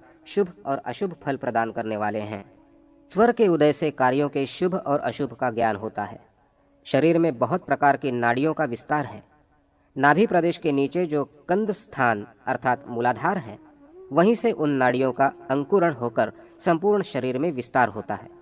72,000 नाड़ियां नाभि के मध्य में चक्राकार अवस्थित रहती हैं। उन नाड़ियों में वामा, दक्षिणा और मध्यमा नामक 3 श्रेष्ठ नाड़ियां हैं। इनमें वामा सोमात्मिका, दक्षिणा सूर्य के समान तथा मध्यमा नाड़ी अग्नि के समान फलदायिनी एवं काल रूपिणी है। वामा नाड़ी अमृत रूपा है, वो जगत को आप्यायिता करती रहती है। दक्षिणा नाड़ी अपने रौद्र गुण से सदैव जगत का शोषण करती रहती है। जब शरीर में इन दोनों का एक साथ प्रवाह होता है, उस समय समस्त कार्यों का विनाश करने वाली मृत्यु आ पहुंचती है। यात्रादि के लिए प्रस्थान काल में वामा तथा प्रवेश के अवसर पर दक्षिणा नाड़ी प्रवाह को शुभ माना गया है।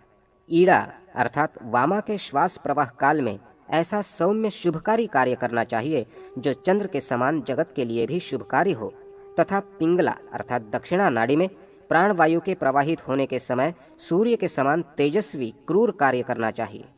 यात्रा में सभी कार्यों में तथा विष को दूर करने में ईड़ा नाड़ी का चलना अच्छा होता है।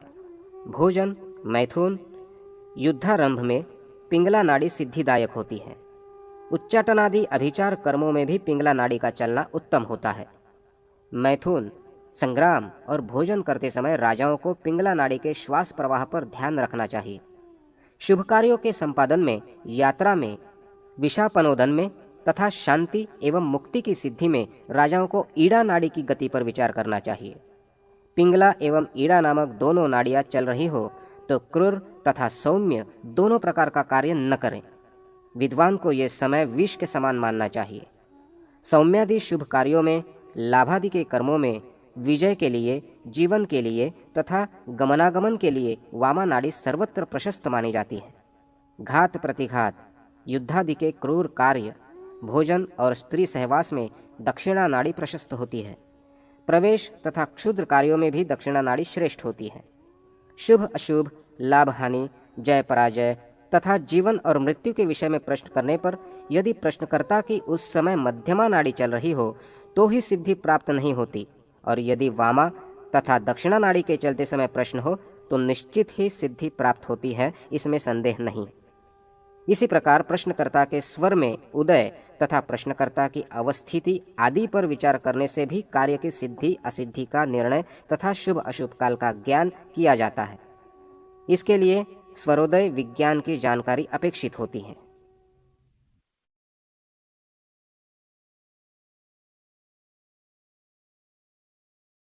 दुर्भाव का आख्यान तथा वज्र हीरे की परीक्षा। सूत जी ने कहा, अब मैं रत्न परीक्षा का वर्णन करता हूँ। प्राचीन काल में बल नामक एक असुर था। उसने इंद्रादि सभी देवों को पराजित कर दिया था। उसको जीतने में देवगण समर्थ नहीं थे, अतः असमर्थ देवों ने एक यज्ञ करने का विचार किया और उस असुर के सन्निकट पहुंचकर उससे यज्ञ पशु बनने की अभ्यर्थना की। वचनबद्ध बलासुर ने अपना शरीर उन देवों को दान में दे दिया, अतः अपने वाग्वज्र से वो पशुवत मारा गया। वचन पर अडिग पशु शरीर वाले उस असुर ने संसार के कल्याणार्थ एवं देवताओं के हित कामना के कारण यज्ञ में शरीर का परित्याग किया था। उस विशुद्ध कर्म को करने से उसका शरीर भी विशुद्ध सत्वगुण संपन्न हो उठा था। अतः उसके शरीर के सभी अंग रत्नों के बीज के रूप में परिणत हो गए। इस प्रकार रत्नों की उत्पत्ति होने पर देवता, यक्ष, सिद्ध तथा नागों का उस समय बहुत बड़ा उपकार हुआ। जब वे सभी विमान के द्वारा उसके शरीर को आकाश मार्ग से ले जाने लगे तो यात्रा वेग के कारण उसका शरीर स्वतः खंड खंड होकर पृथ्वी पर इधर उधर गिरने लगा। बलासुर के शरीर के अंग खंड खंड होकर समुद्र, नदी, पर्वत, वन अथवा जहाँ कहीं रंच मात्र भी गिरे वहाँ रत्नों की खान बन गई और उन स्थानों की प्रसिद्धि उन्हीं रत्नों के नाम पर हो गई। पृथ्वी के उन खानों में विविध प्रकार के रत्न उत्पन्न होने लगे जो राक्षस, विष, सर्प, व्याधि तथा विविध प्रकार के पापों को नष्ट करने में समर्थ थे। रत्नों के विविध प्रकारों को वज्र, हीरा, मुक्तामणि, पद्मराग, मरकत, इंद्रनील, वैदूर्य, पुष्पराग, करकेतन, पुलक, रुधिर, स्फटिक तथा प्रवालादि कहा गया है। पारदर्शी विद्वजनों ने उनका ये नामकरण तथा संग्रह यथायोग्य गुणों को दृष्टि में रखकर किया है। अतः रत्न पारखी विद्वानों को सर्वप्रथम रत्नों के आकार, वर्ण, गुण, दोष, फल, परीक्षा तथा मूल्य आदि का ज्ञान तत्संबंधित सभी शास्त्रों के द्वारा विधिवत प्राप्त करना चाहिए, क्योंकि कुत्सित लग्न या अनेक कुयोगों से बाधित अशुभ दिनों में जिन रत्नों की उत्पत्ति होती है वे सभी दोषपूर्ण होकर अपनी गुण क्षमता को नष्ट करते हैं। ऐश्वर्य की इच्छा करने वाले राजा को चाहिए कि वो परीक्षा से किए गए अत्यंत शुद्ध रत्नों को धारण करे अथवा उनका संग्रह करे। जो रत्न शास्त्रों के ज्ञाता, कुशल, रत्न संग्रही तथा परीक्षण कार्य में दक्ष होते हैं उन्हीं को रत्नों के मूल्य और मात्रा को जानने वाला कहा गया है। वज्र, हीरे को महाप्रभावशाली कहा गया है, इसलिए सर्वप्रथम उसी की परीक्षा को बताएंगे। वज्रायुध इंद्र पर विजय की अभिलाषा रखने वाले उस बल नामक असुर के अस्थिभाग पृथ्वी के जिन जिन स्थानों में गिरे वे हीरे बनकर उन स्थानों में नाना प्रकार की आकृति वाले हो गए। हिमांचल, मातंग, सौराष्ट्र, पौंड्र, कलिंग, कोसल, वेणुवा तट तथा सौवीर नामक 8 भूभाग हीरों के क्षेत्र हैं। हिमालय से उत्पन्न हीरे ताम्रवर्ण, वेणुका के तट से प्राप्त चंद्रमा के समान श्वेत, सौवीर देश वाले नीलकमल तथा कृष्णमेघ के समान, सौराष्ट्र प्रांतीय ताम्रवर्ण एवं कलिंग देशीय सोने के समान आभा वाले होते हैं। इसी प्रकार कोसल देश के हीरों का वर्ण पीत, पुंड देशीय श्याम तथा मतंग क्षेत्र वाले हल्के पीत वर्ण के होते हैं। यदि संसार में कहीं पर भी अत्यंत क्षुद्र वर्ण पार्श्व भागों में भली प्रकार से परिलक्षित होने वाली रेखा, विंदु कालिका, काक पदक और त्रास दोष से रहित परमाणु की भांति अत्यंत लघु तथा तीक्ष्ण धार से युक्त जो भी वज्र अर्थात हीरा दिखाई देता है उसमें निश्चित ही देवता का वास समझना चाहिए। रंग के अनुसार हीरकों में देवताओं के विग्रहों का निश्चय किया गया है। वर्ण को ध्यान में रखकर ही हीरों का विभाजन करना चाहिए। हरित, श्वेत, पीत, पिंगल, श्याम तथा ताम्रवर्ण के हीरे स्वभावतः सुंदर होते हैं। उन हीरों में क्रमानुसार विष्णु, वरुण, इंद्र, अग्नि, यम और मरुदेव प्रतिष्ठित रहते हैं। ब्राह्मण के लिए शंख, कुमुद अथवा स्फटिक के समान शुभ्र वर्ण का हीरा प्रशस्त होता है। क्षत्रिय के लिए शश, चंद्र लांछन के समान वर्ण वाला बभ्र, पिंगल भूरे वर्ण की धातु विशेष के समान वर्ण वाला विलोचन, आँख की तारा के समान वर्ण वाला वैश्य वर्ण के निमित्त कांत, कुमकुम अथवा कदली दल के समान आभा वाला तथा शूद्र वर्ण के लिए धौत, चांदी के समान अथवा तलवार के सदृश हीरा प्रशस्त है। विद्वानों ने राजाओं के योग्य 2 प्रकार के हीरों को उत्तम माना है जो अन्य लोगों के लिए प्रशस्त नहीं होते हैं। जो हीरा जवा वर्ण तथा प्रवाल के समान रक्त वर्ण अथवा हल्दी रस के सदृश पीत वर्ण का होता है वो राजाओं के लिए लाभप्रद है।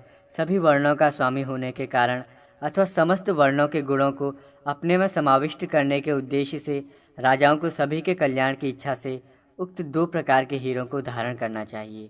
ऐसे हीरों को धारण करने का अधिकार अन्य के लिए किसी भी प्रकार से नहीं है। जिस प्रकार लोक में निम्न और उच्च वर्ण का वर्ण सांकर्य दोषावह और दुखदायी होता है, रत्नों का वर्ण सांकर्य उससे भी अधिक दुखदायी होता है। केवल वर्णमात्र को देखकर ही विद्वानों को रत्न का संचय नहीं करना चाहिए, क्योंकि जो गुणवान रत्न होता है वही गुण और संपत्ति की विभूति होता है।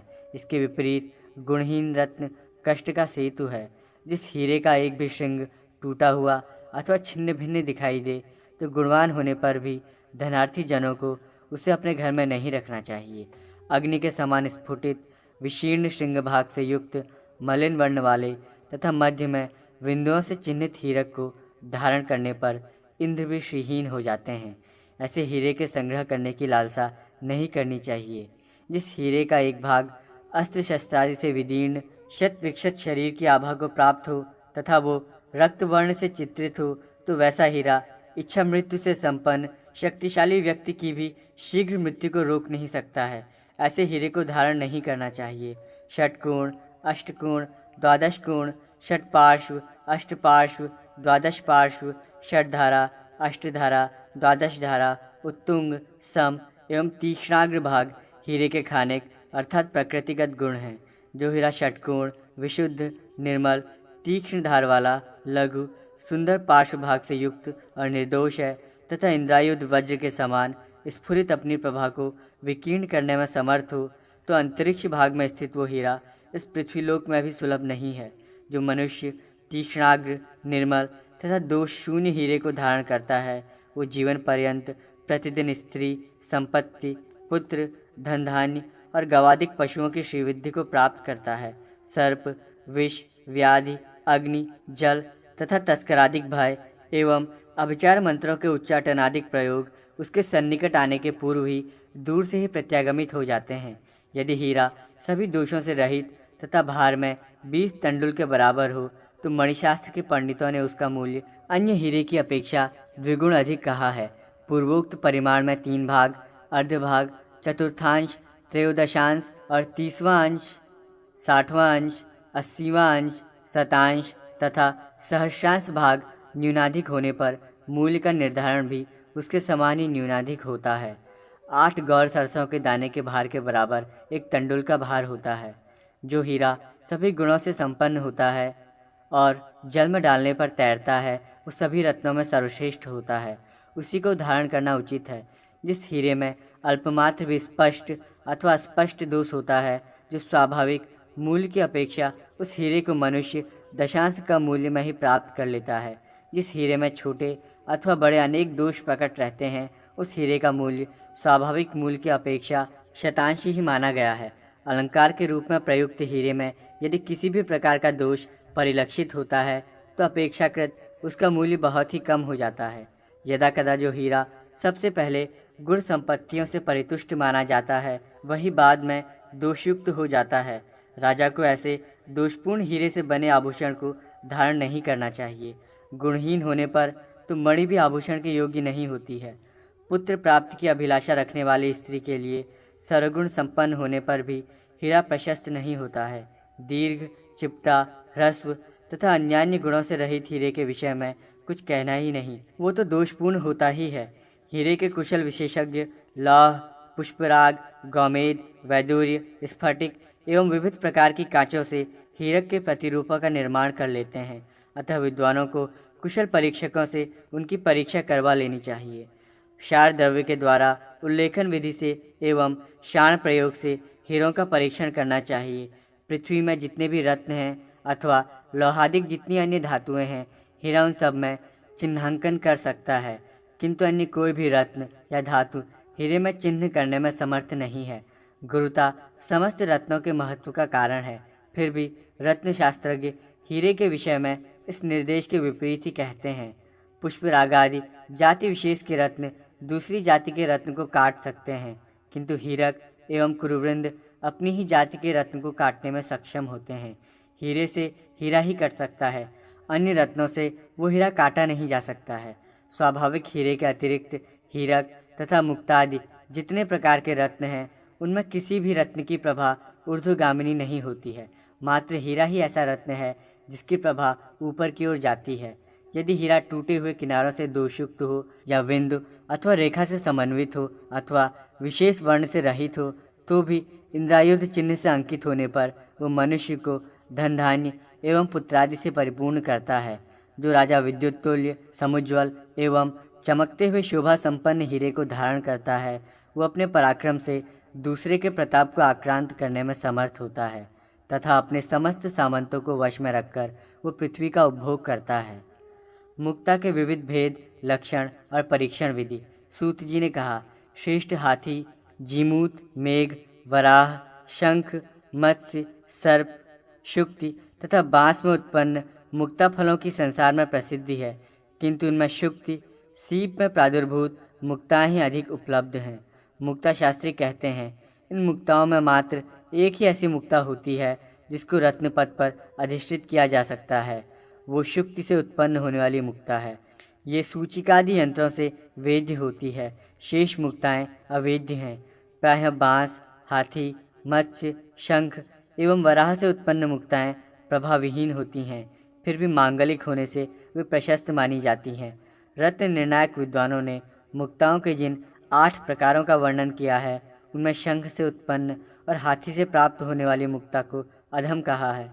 शंख से उत्पन्न मुक्ता अपने मूल कारण के मध्य भाग में अवस्थित वर्ण के समान वर्ण वाली तथा परिमाण में बृहल्लोल फल के सदृश होती है।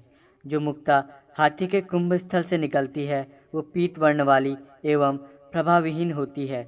जो शंखोद्भव मुक्ताएं हैं, वे शांग धनुष के तुल्य वर्ण को प्राप्त पीत शंखों के श्रेष्ठ गोत्र में ही उत्पन्न होती हैं। जो गजमुक्ताएं हैं, उनका भी जन्म विशुद्ध वंश वाले मदमत्त गजराजों में होता है। उन्हें मौक्तिक प्रभाव अर्थात गजमुक्ता नाम से अभिहित किया गया है। इनसे प्राप्त मुक्ता पूर्णतया पीत वर्ण से युक्त एवं प्रभावहीन होती है। मत्स्य से उत्पन्न मुक्ता पाठीन मत्स्य की पीठ के समान वर्ण वाली, अत्यंत सुंदर, वृत्ताकार, लघु एवं अत्यधिक सूक्ष्म होती है। ये जलचर प्राणियों के मुखों में होती है। उनमें भी जो मत्स्य अथवा समुद्र की जलराशि में विचरण करते हैं, वे इसके जनक होते हैं। वराह के दांतों से उत्पन्न मुक्ता उसके ही दंतांकुरों के सदृश वर्ण वाली होती है, किंतु ऐसी मुक्ता प्रदान करने वाले विशिष्ट वराहराज कहीं किसी विशेष भूप्रदेश में ही पाए जाते हैं। बांस के पर्वों से उत्पन्न मुक्ताएं वर्षोपल ओले के समान समुज्वल वर्ण की सुंदर शोभा से सुशोभित रहती हैं। ऐसी मुक्ताओं के जनक बांसों के वंश दिव्यजनों के लिए उपभोग्य विशेष स्थान में अंकुरित होते हैं। वे सार्वजनिक स्थानों में नहीं पाए जाते। सर्प मुक्ता मत्स्य मुक्ता के सदृश विशुद्ध तथा वृत्ताकार होती है। स्थान विशेष के कारण उसकी अत्यंत उज्ज्वल शोभा होती है। इसकी कांति शाण पर चढ़ाई गई तलवार की धार के समान अत्यंत स्वच्छ होती है। सर्पों के सिर से प्राप्त होने वाली इस मुक्ता को अर्जित करने वाले मनुष्य अतिशय प्रभा संपन्न, राज्य लक्ष्मी से युक्त तथा दुस्साध्य महान ऐश्वर्य संपन्न, तेजस्वी एवं पुण्यवान होते हैं। रत्नों के गुण एवं अवगुणों को जानने की इच्छा से यदि रत्न विधियों में पूर्ण अधिकार रखने वाले विद्वानों के द्वारा शुभ मुहूर्त में प्रयत्न पूर्वक समस्त रक्षा विधि से संपन्न भवन के ऊपर उस मुक्ता को स्थापित करा दिया जाए, तो उस समय आकाश में देव दुंदुभियों की ध्वनि परिव्याप्त हो उठती है। इंद्रधनुष की टंकार, विद्युल्लताओं के संघर्षण एवं सघन पयोधरों की पारस्परिक टकराहट से अंतरिक्ष आच्छादित हो उठता है। जिसके कोशागार में ये सर्प मुक्ता रहती है, उसकी मृत्यु सर्प, राक्षस, व्याधि या अन्य आभिचारिक दोष के कारण नहीं होती। मेघ से उत्पन्न होने वाली मुक्ता पृथ्वी तक आ ही नहीं पाती। देवगण आकाश में ही उसका हरण कर लेते हैं।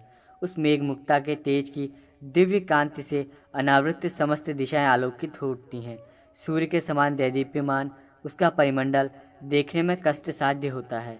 अग्नि, चंद्र, नक्षत्र तथा ताराओं के तेज को तिरस्कृत करके जैसे सूर्य के कारण दिन प्रतिभासित होता है, उसी प्रकार गहन अंधकार से भरी हुई रात्रियों में भी उस मेघ मुक्ता का तेज दिन की प्रभा के समान ही प्रभा को विकीर्ण करता है। विचित्र रत्नकांति को प्राप्त सुंदर आभूषण को प्रशस्त बनाने के लिए जलराशि वाले चारों समुद्रों से इस मुक्ता का जन्म हुआ है। मेरा पूर्ण विश्वास है कि इसका कोई मूल्य निर्धारित नहीं किया जा सकता। ये जिसके पास रहती है वो राजा होता है। उसके राज्य की संपूर्ण भूमि सोने से परिपूर्ण होती है। कदाचित शुभ तथा महान कर्म विपाक से यदि कोई दरिद्र भी इस मेघ मुक्ता को प्राप्त कर लेता है, तो उस व्यक्ति के पास जब तक ये रहती है तब तक वो शत्रुओं से रहित संपूर्ण पृथ्वी का उपभोग करता है। ये मेघमणि मात्र राजा के लिए ही शुभप्रद है, ऐसा नहीं है, अपितु प्रजाओं के भाग्य से भी इसका जन्म होता है। ये अपने चारों ओर सहस्र योजन पर्यंत क्षेत्र में अनर्थों को आने नहीं देती। दैत्यराज बलासुर के मुख से विशीर्ण हुई दंत पंक्ति आकाश में फैली हुई नक्षत्रमाला के समान प्रतीत होती थी। विचित्र वर्णों में भी अपना विशुद्ध स्थान रखने वाली वो दंतावली आकाश से उस समुद्र की जलराशि में गिरी जो पूर्णिमा के चंद्र की समस्त षोडश कलाओं को तिरस्कृत करने में समर्थ महागुण संपन्न मणिरत्न का निधान है। समुद्र के जल में उसे शुक्तिमय स्थान प्राप्त हुआ, अतः वो सामुद्रिक मुक्ता का प्राचीन बीज बन गया, जिससे अन्य मुक्ताओं का उद्भव हुआ। समुद्र के जिस जल प्रदेश में सुंदर रत्न मुक्तामणि के बीज गिरे, उसी प्रदेश में वे बीज फैलकर शुक्तियों में स्थित होने के कारण मुक्तामणि मोती हो गए। अतएव सिंहल, परलोक, सौराष्ट्र, ताम्रपर्ण, पार्श्व, कुबेर, पांड्य, हाटक और हेमक ये मुक्ताओं के खजाने हैं। वर्धन, पारसिक, पाताल, लोकांतर तथा सिंहलादि की शुक्ति मुक्ताएं प्रमाण, स्थान, गुण और कांति की दृष्टि से अन्य क्षेत्रों में प्राप्त होने वाली मुक्ताओं की तुलना में अत्यधिक हीन वर्ण की नहीं होती हैं। अतः विद्वान व्यक्ति को उनके मूल उत्पत्ति स्थान को लेकर चिंतन नहीं करना चाहिए, बल्कि उनके रूप एवं प्रमाण पर ही विशेष ध्यान देने की आवश्यकता है। इस प्रकार की मुक्ता से संबंधित गुण अवगुण की कोई व्यवस्था उपलब्ध नहीं है। ये सर्वत्र सब प्रकार की आकृतियों में पाई जाती है। शुक्ति से उत्पन्न एक मुक्ता फल का मूल्य 1305 मुद्रा होता है। आधे तोले भार वाली मुक्ता का मूल्य उक्त मूल्य की अपेक्षा 5 की अपेक्षा 2 भाग कम होता है। जिस मुक्ता का भार 3 माशा अधिक हो, उसका मूल्य 2000 मुद्रा कहा गया है। 2.5 माशा परिमाण वाली मुक्ता का मूल्य 1300 मुद्रा होता है। जो मुक्ता 2 माशा परिमाण की होती है, उसका मूल्य 800 मुद्रा है। जिसका परिमाण आधा माशा है, उसका मूल्य 320 मुद्रा है। जो मुक्ता भार में 6 गुंजा के बराबर है, पंडितों ने उसका मूल्य 200 मुद्रा स्वीकार किया है।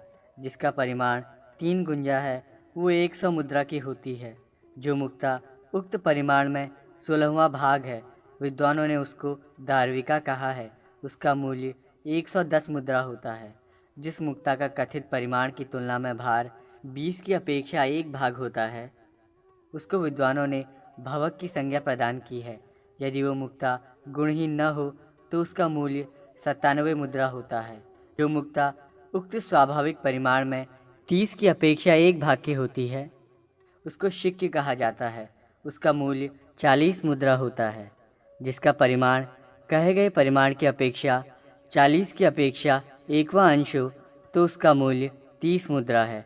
जो मुक्ता 50 की अपेक्षा 1वां अंश परिमित होती है, उसे सोम कहा जाता है। उसका मूल्य 20 मुद्रा है। जो मुद्रा 60 की अपेक्षा 1 अंश के बराबर होती है, उसको निकर शीर्ष कहा जाता है। वो 14 मुद्रा मूल्य की होती है। 80 की अपेक्षा 1 कूप्य नाम से अभिहित किया गया है। उसका मूल्य क्रमशः 11 और 9 मुद्रा है। विशुद्धता के लिए मुक्ताओं को अन्न पात्र अर्थात अन्न रखने वाले मटके में भरे हुए जंबीर रस में डालकर पकाना चाहिए। तत्पश्चात उनकी मूल आकृतियों को घिसकर चिक्कण एवं समुज्ज्वल आकार प्रदान करके उनमें यथाशीघ्र छेद भी कर देना चाहिए। सर्वप्रथम पूर्णतः आर्द्र मिट्टी से लिप्त मत्स्य पुटपाक और फिर बिडाल पुटपाक में मुक्ताओं का पाचन करें। उसके बाद उन्हें चिकना और उज्ज्वल बनाने के लिए उसमें से निकालकर दूध अथवा जल या सुधारस में पकाया जाता है। तदनंतर स्वच्छ वस्त्र से घिस कर उन्हें उज्ज्वल और चमकदार रूप प्रदान किया जाता है। ऐसा करने से वो मौक्तिक अत्यधिक गुणवान तथा कांति से युक्त हो जाता है। महाप्रभावशाली, सिद्ध एवं संतप्त जनों के हित में लगे रहने वाले दयावान आचार्य व्याधि ने ऐसा ही कहा है। रस विशेष में शोधित वही मुक्ता शरीर का अलंकार होती है, जो श्वेत कांच के समान हो, स्वर्ण जटित हो तथा रत्न शास्त्र के अनुसार सुपरीक्षित होने के कारण तार कष्ट का निवारण करने वाली हो। सिंहल देश के कुशलजन ऐसा ही शोधनादि कार्य करते हैं। यदि किसी मुक्ता के कृत्रिम होने का संदेह हो तो उसको लवण मिश्रित उष्ण स्नेह द्रव्य में 1 रात रखकर सूखे वस्त्र में वेष्टित करके यथा योग्य धान्य के साथ उसका मर्दन करे। ऐसा करने से यदि उसमें विवर्ण भाव नहीं आता है तो उसको स्वाभाविक मुक्ता ही मानना चाहिए। यथोक्त प्रमाण वाली गुरु, श्वेत, स्निग्ध, स्वच्छ, निर्मल एवं तेज संपन्न, सुंदर एवं वृत्ताकार मुक्ता गुण संपन्न मानी गई है। प्रमाण में बड़ी बड़ी, सुंदर, रश्मि कांति से परिपूर्ण, श्वेत, सुवृत्ताकार, समान एवं सूक्ष्म छिद्र से युक्त जो मुक्ता होती है वो क्रयण करने वाले व्यक्ति को भी आनंदित करती है। अतः ऐसी मुक्ता को प्रशस्त मानना चाहिए। इस प्रकार ये स्पष्ट है कि रत्न शास्त्रीय परीक्षा विधि के अनुसार जिस मुक्ता में सभी गुणों का उदय हो गया है, यदि वो मुक्ता किसी पुरुष का संयोग प्राप्त कर लेती है तो वो अपने स्वामी को किसी भी प्रकार के एक भी अनर्थोत्पादक दोष के संपर्क में नहीं आने देती। पद्म राग के विविध लक्षण एवं उसकी परीक्षा विधि। सूत जी ने कहा, भगवान भास्कर जब महामहिम दैत्यराज बलासुर के उस श्रेष्ठ रत्न बीज रूप शरीर के रक्त को लेकर स्वच्छ नीले आकाश मार्ग से देवलोक को जा रहे थे, उसी समय निरंतर देवों पर विजय प्राप्त करने से अहंकार में भरे हुए लंकाधिपति रावण ने आकर बलात् उनको शत्रु के समान आधे मार्ग में ही रोक लिया। भयवश सूर्य ने बलासुर के रत्नबीज रूपी रक्त को लंका देश की एक श्रेष्ठ नदी के जल में छोड़ दिया, जो उस देश की सुंदर रमणियों के कांतिमय नितंबों की प्रतिच्छाया से झिलमिलाते हुए अगाध जल से परिपूर्ण तथा सुपारी की वृक्ष पंक्तियों से आच्छादित अपने दोनों तटों से सुशोभित हो रही थी। गंगा के समान पवित्र एवं उत्तम फलों को प्रदान करने में सक्षम उस नदी का नाम रावण गंगा प्रसिद्ध हो गया। बलासुर के रत्न बीज रूपी रक्त के गिरने से उस नदी के तट पर उसी समय से रात्रि में रत्न राशियां स्वयं आकर एकत्र होने लगी। अतएव नदी का अंतभाग एवं बाह्य भाग सैकड़ों स्वर्ण बाणों के समान अपनी प्रभा को बिखेरने में समर्थ रत्नों से प्रतिभासित होने लगा। उस रावण गंगा के दोनों तट सदैव रत्नों की उज्ज्वल प्रभा से सुशोभित रहते हैं। उसके जल में उत्पन्न पद्मराग नामक रत्न सौगंधिक, कुरुविंदज रत्न विशेष तथा स्फटिक रत्नों के प्रधान गुणों को धारण करते हैं। उनका स्वरूप बंदूक पुष्प, गुंजाफल, वीर बटुही कीट तथा जवा कुसुम और अष्टक कुमकुम के वर्णों की कांतियों में सुशोभित रहता है। कुछ पद्मराग दाडिम बीज की आभा से संपन्न तथा कुछ किंशुक पलाश पुष्प के समान रक्तवर्ण की कांति से युक्त रहते हैं। सिंदूर, रक्तकमल, नीलोत्पल, कुमकुम और लाक्षारस के समान रंग वाले भी पद्मराग होते हैं। गहरा वर्ण होने पर भी उन पद्मराग रत्नों में स्फुरित शोभा संपन्न कांतियाँ सुंदर आभा को फैलाती रहती हैं। स्फटिक से उद्भूत पद्मराग सूर्य की किरणों से संपृक्त होकर अपनी रश्मियों के द्वारा दूर रहते हुए भी पार्श्व भोगों को अनुरंजित करते हैं। कुछ रत्न कुसुम्भवर्ण एवं नीलवर्ण की मिश्रित आभा से संपन्न रहते हैं, तो कुछ रत्नों का वर्ण नए विकसित कमल के सदृश शोभा को धारण करता है। कुछ रत्न भल्लंतक तथा कंटकारी पुष्प के समान कांति प्राप्त करने वाले हैं और कुछ रत्न हिंगुल अर्थात हींग वृक्ष के पुष्पों की शोभा से सुशोभित रहते हैं। कतिपय रत्नों का वर्ण चकोर, पुंसकोकिल तथा सारस पक्षियों के नेत्रों के समान होता है। कुछ रत्न कुमुद पुष्प के सदृश होते हैं। प्रायः गुण प्रभाव, शारीरिक काठिन्य एवं गुरुत्व में स्फटिक उपदूत पद्मराग मणियाँ समान होती हैं। सौगंधिक मणियों से प्रादुर्भूत पद्मराग मणि का वर्ण नीले और लाल कमल के समान होता है। कुरुविंदक से उत्पन्न पद्मराग मणियों में वैसी आभा नहीं होती है जैसी आभा स्फटिक से उद्भूत पद्मराग मणियों में रहती है। अधिकांश मणियों में प्रभा अंतर्निहित होती है, फिर भी वे अपनी समस्त पूंजीभूत रश्मि प्रभावों से लोगों पर अपना अत्यधिक प्रभाव डालती हैं। उस रावण गंगा में जो भी कुरुविंदक रत्न पाए जाते हैं वे सभी सघन, रक्ताभ वर्ण तथा स्फटिक प्रभा वाले होते हैं। उन रत्नों की वर्ण समानता को प्राप्त करने वाले अन्य रत्न आंध्रादिक किसी दूसरे देश में दुर्लभ हैं। उन स्थानों में जो भी कुरुविंदक रत्न प्राप्त होते हैं उनका मूल्य इस रावण गंगा नदी से प्राप्त रत्नों की अपेक्षा बहुत ही कम होता है। उसी प्रकार यहाँ पर उत्पन्न स्फटिक मणियों से प्रादुर्भूत पद्मराग की समानता में तुम्बुरु देश से प्राप्त होने वाली मणियों का भी मूल्य कम ही माना गया है।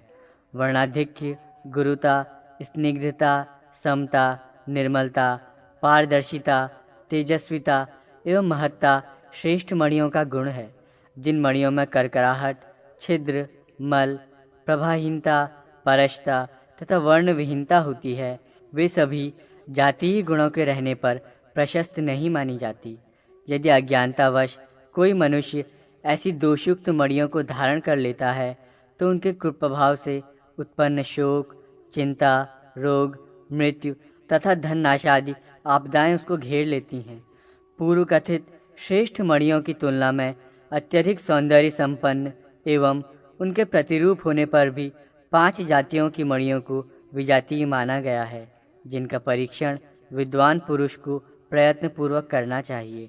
कलशपुर, सिंघल, तुम्बुरु, मुक्तपाणी तथा श्रीपूर्णक में उत्पन्न पद्मराग को रावण गंगा से प्राप्त शुभप्रद पद्मराग माणियों से सादृश्य होने पर भी वे विजातीय ही माने गए हैं। तुष्का सदृश मलिन वर्ण का होने से कलशपुर, अल्प ताम्रवर्ण के कारण तुम्बुरु देश, कृष्ण वर्ण के रहने से सिंघल, नीलवर्ण के होने से मुक्त तथा कांतिविहीन होने से श्रीपूर्णक की मणियों में रावण गंगा की मणियों की अपेक्षा विजातीय रूप होने से ही भेद स्पष्ट होता है। जो पद्मराग, ताम्रिका, गुंजा के वर्ण को धारण करता है, तुष बहेड़ा के समान मध्य में पूर्णता से युक्त गोलाकार होता है तथा स्नेह से प्रदिग्ध स्वभावतः स्नेहिल होता है और अत्यंत घिसने के कारण कांतिविहीन हो जाता है। मस्तक संघर्षण अथवा हाथों की अंगुलियों के स्पर्श से जिसके पार्श्व भाग काले हो जाते हैं, हाथ में लेकर बार बार ऊपर की ओर उछालने पर जो मणि प्रत्येक बार एक ही वर्ण को धारण करती है, वो सभी गुणों से युक्त होती है। समान प्रमाण, समान जाति अथवा गुरुत्व धर्म से 2 वस्तुओं में तुलना होती है। अतः विशेष रत्नाकर से प्राप्त रत्नों की स्वजाति का निर्धारण गुरुत्व और गुण धर्म के अनुसार विद्वान व्यक्ति को करना चाहिए।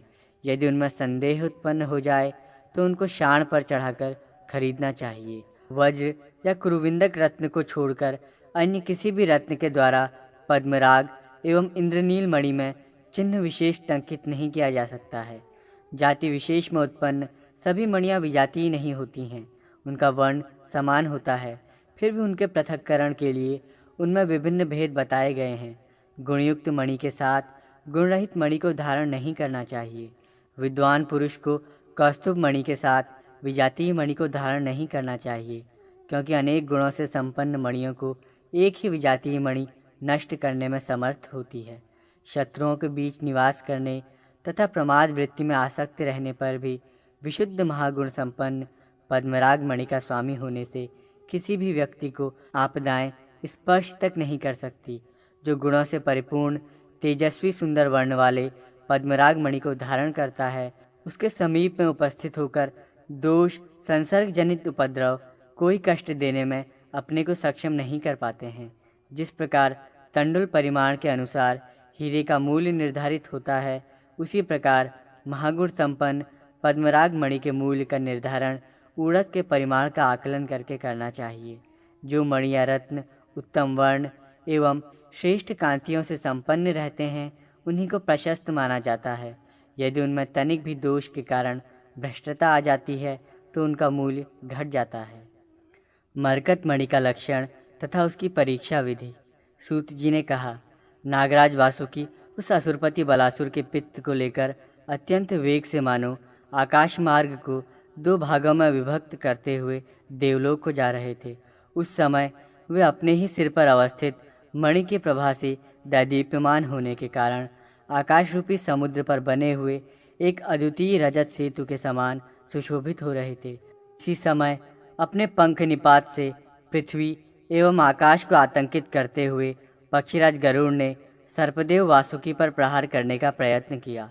भयभीत वासुकी ने सहसा उस रत्न बीज रूप पित्त को मधुर सुस्वादु जल से परिपूर्ण सरिता एवं वृक्षों से सुशोभित तथा पुष्पों की नवकलिकाओं की सांद्र गंध से सुवासित तुरुष्क के देश की एक श्रेष्ठ माणिक्यों से परिपूर्ण पर्वत की उपत्यका में छोड़ दिया। वो पित्त उस पर्वत से निकलने वाले जल प्रपात के समान ही था। अतः उसी की जलधारा के साथ बहता हुआ वो पित्त भगवती महालक्ष्मी के समीप में स्थित उनके श्रेष्ठ भवन अर्थात समुद्र को प्राप्त करके उसकी तटवर्ती भूमि के समीप मरकत मणियों का खजाना बन गया। फणिराज वासुकी ने जिस समय उस पित्त का परित्याग किया था, उसी समय गरुड़ ने गिरते हुए उस पित्त का कुछ अंश ग्रहण कर लिया। जिससे वे मूर्छित हो गए और सहसा उन्होंने अपने दोनों नासा छिद्रों से उस पित्त को बाहर कर दिया। उस स्थान पर प्राप्त होने वाली मरकत मणियाँ कोमल शुक पक्षी के कंठ, शिरीष पुष्प, खद्योत के पृष्ठ प्रदेश, हरित तृणक्षेत्र, शैवाल, कल्हार पुष्प, श्वेत कमल, नई निकली हुई घास, सर्पभक्षिणी मयूरी तथा हरित पत्र की कांति से सुशोभित होकर लोगों को कल्याण देने वाली होती हैं। वहाँ पर नागभक्षी गरुड़ के द्वारा पान किया गया जो दैत्याधिपति बलासुर का पित्त गिरा था, वो स्थान मरकत मणियों का आकर अर्थात खजाना बन गया। वो देश सामान्य जनों के लिए दुर्लभ और गुणयुक्त हो गया। उस मरकत मणियों के देश में जो कुछ भी उत्पन्न होता है वो सब विश्व व्याधियों को शांत करने वाला कहा गया है। सभी मंत्रों एवं औषधियों से जिस नाग के महाविष के उपचार में सफलता नहीं प्राप्त हो सकती है, उस प्रभाव को वहाँ पर उत्पन्न वस्तुओं से शांत किया जा सकता है। वहाँ जो मरकत मणियाँ उत्पन्न होती हैं वे अन्यान्य देशों की मणियों से उत्तम कही गई हैं। जो मणि अत्यंत हरित वर्ण वाली, कोमल कांति वाली, जटिल, मध्य भाग में सुवस चूर्ण से परिपूर्ण सी दिखाई देती है, जो अपने स्थान विशेष के गुणों से समन्वित, समान कांति वाली, उत्तम तथा सूर्य के किरणों के स्पर्श से अपनी प्रभा के द्वारा सभी स्थानों को आलोकित करती है, हरित भाव को छोड़कर जिसके मध्य भाग में एक समुज्वल कांति विद्यमान रहती है और जो अपनी नवनवोदित प्रभा राशि से नवीन निकले हुए हरित तृण की कांति को तिरस्कृत करती है तथा जो देखने मात्र से ही लोगों के मन को अत्यधिक आह्लादित करने में समर्थ होती है, वो मरकतमणि बहुत गुणवती मानी जाती है। ऐसा रत्न विद्या विशारद विद्वजनों का विचार है। वर्ण की अत्यधिक व्यापकता के कारण जिस मरकतमणि के अंतर्भाग की निर्मल स्वच्छ किरणें परिधान के रूप में परिलक्षित होती हैं, जिसकी उज्ज्वल कांति घनीभूत, स्निग्ध, विशुद्ध, कोमल, मयूरकंठ की आभा के समान शोभा को प्राप्त करती है तथा अपने वर्ण की उज्ज्वल कांति की सांद्रता से एकाकार होकर सुशोभित रहती है, ऐसी मरकतमणि भी उसी गुण संपन्न मणि की संज्ञा को प्राप्त करती है जिसका उल्लेख पहले किया जा चुका है। जो मरकतमणि चित्र वर्ण वाली, कठोर, मलिन, रुक्ष, कड़े पत्थर के समान एवं खुरदुरी तथा शिलाजीत के समान दग्ध होती है, ऐसी मरकतमणि गुणरहित होती है। जो मरकतमणि संधि प्रदेश में शुष्क हो तथा उससे अन्य रत्न का प्रादुर्भाव होता हो तो कल्याण चाहने वाले व्यक्ति के लिए वो रत्न धारण करने अथवा खरीदने योग्य नहीं होता है। भल्लाद की शैल विशेष और पुत्रिका शैल विशेष वर्ण अथवा उन दोनों वर्णों का एक ही मणि में संयोग हो तो उसे भी मरकतमणि का विजातीय लक्षण ही समझना चाहिए। शौम वस्त्र के द्वारा मार्जन करने पर पुत्रिका लक्षण वाली मरकतमणि अपनी कांति का परित्याग कर देती है। जिस प्रकार कांच में लघुता होती है, उसी प्रकार लघुता के द्वारा ही उसमें अवस्थित विजातीय भावना को पहचाना जा सकता है। अनेक प्रकार के रूप या गुण अथवा वर्ण के द्वारा मरकतमणि का अनुगमन करने वाली मणियाँ भल्लादकी की शब्द ध्वनि से विपरीत वर्ण को प्राप्त होती हैं। जो हीरे मोती विजातीय होते हैं, यदि वे किसी रत्नौषधि विशेष के लेप्य पदार्थ से रहित हैं तो उनके वर्णों की प्रभा ऊर्ध्वगामिनी होती है। ऋजुता के कारण किन्हीं मणियों में ऊर्ध्वगामिनी प्रभा दिख सकती है, किंतु तिर्यक दृष्टि से उनका अवलोकन करने से उनकी वो प्रभा शीघ्र ही नष्ट हो जाती है। स्नान, आचमन, जप तथा रक्षा मंत्र की क्रियाविधि में गौ सुवर्ण का दान देते हुए और अन्यान्य प्रकार की साधना करते समय देव, पितृ, अतिथि तथा गुरु की पूजा के समय विष से उत्पन्न विविध दोषों से पीड़ित होने पर संग्राम में विचरण करते हुए दोषों से हीन और गुणों से युक्त सोने के सूत्र में पिरोए उस मरकत को विद्वानों के द्वारा धारण किया जाना चाहिए। सामान्यतः पद्मराग मणि का तौल के अनुसार जो मूल्य होता है, उस मूल्य की अपेक्षा सर्वगुण संपन्न मरकतमणि का मूल्य अधिक होता है। जिस प्रकार दोष रहने पर पद्मराग मणियों का मूल्य न्यून हो जाता है, उसी प्रकार दोष संपन्न होने पर मरकतमणियों के मूल्य में भी अत्यधिक न्यूनता आ जाती है। इंद्रनील मणि का लक्षण तथा उसकी परीक्षा विधि। सूत जी ने पुनः कहा, जिस स्थान पर सिंहल देश की रमणियाँ अपने कर पल्लव के अग्रभाग से नवीन लवली कुसुम तथा प्रवाल का चयन कर रही थी, वहाँ पर उस बलासुर के विकसित कमल सदृश शोभा संपन्न दोनों नेत्र आकर गिर पड़े। समुद्र की वो कछार भूमि रत्न के समान चमकने वाले नेत्रों की प्रभा तरंगों से सुशोभित होकर एक विशाल क्षेत्र में फैली हुई थी। वहीं पर विकसित केतकी नामक पुष्पों के वनों की शोभा को फैलाने में प्रतिक्षण लगी रहने वाली इंद्रनील मणियों की एक भूमि है। उस वनस्थली पर अवस्थित पर्वत की जो कर्णिका भूमि है, उसमें प्रादुर्भूत होने वाली वे मरकत मणियाँ नील कमल सदृश कृष्ण एवं हलधर बलराम के द्वारा धारण किए जाने वाले पीत और नील वर्ण की आभा से संपन्न हैं। काले भ्रमर के समान हैं। शांग धनुष से सुशोभित स्कंद प्रदेश वाले भगवान विष्णु की कांति से युक्त हैं तथा भगवान शिव के कंठ के समान नीलवर्ण और नवीन कषाय पुष्पों के समान आभा वाली हैं। उन मणियों में कोई स्वच्छ तरंगायित जल के समान, कोई मयूर के समान, कोई नीली रस के समान, कोई जल बुदबुद के समान और कोई मणि मदमस्त कोकिल पक्षी के कंठ की प्रभा से आभासित रहती है। उन सभी मणियों में एक प्रकार की ही निर्मलता तथा प्रभा शक्ति की भास्वरता विद्यमान रहती है। उस पर्वत के रत्नगर्भ से प्राप्त होने वाली मणियों में इंद्रनील मणि नाम के रत्न अत्यधिक गुणशाली होते हैं। जिन मणियों में मिट्टी, पत्थर, छिद्र और करकराहट की ध्वनि तथा नील गगन पर आच्छादित सघन मेघछाया की आभा रहती है, वे वर्ण दोष से दूषित मानी जाती हैं। किंतु वहाँ पर वे ही इंद्रनील मणियाँ अत्यधिक उत्पन्न होती हैं जिनकी प्रशंसा रत्नशास्त्र के सुविज्ञ जनों के द्वारा की जाती है। धारण करने योग्य पद्मराग मणि में जो गुण दिखाई देते हैं, मनुष्य इंद्रनील मणि को धारण करके उसमें उन सभी गुणों को प्राप्त कर सकता है। जिस प्रकार पद्मराग मणियों की 3 जातियां हैं, उसी प्रकार सामान्य रूप से इंद्रनील मणियों में भी 3 जातियां देखी जा सकती हैं।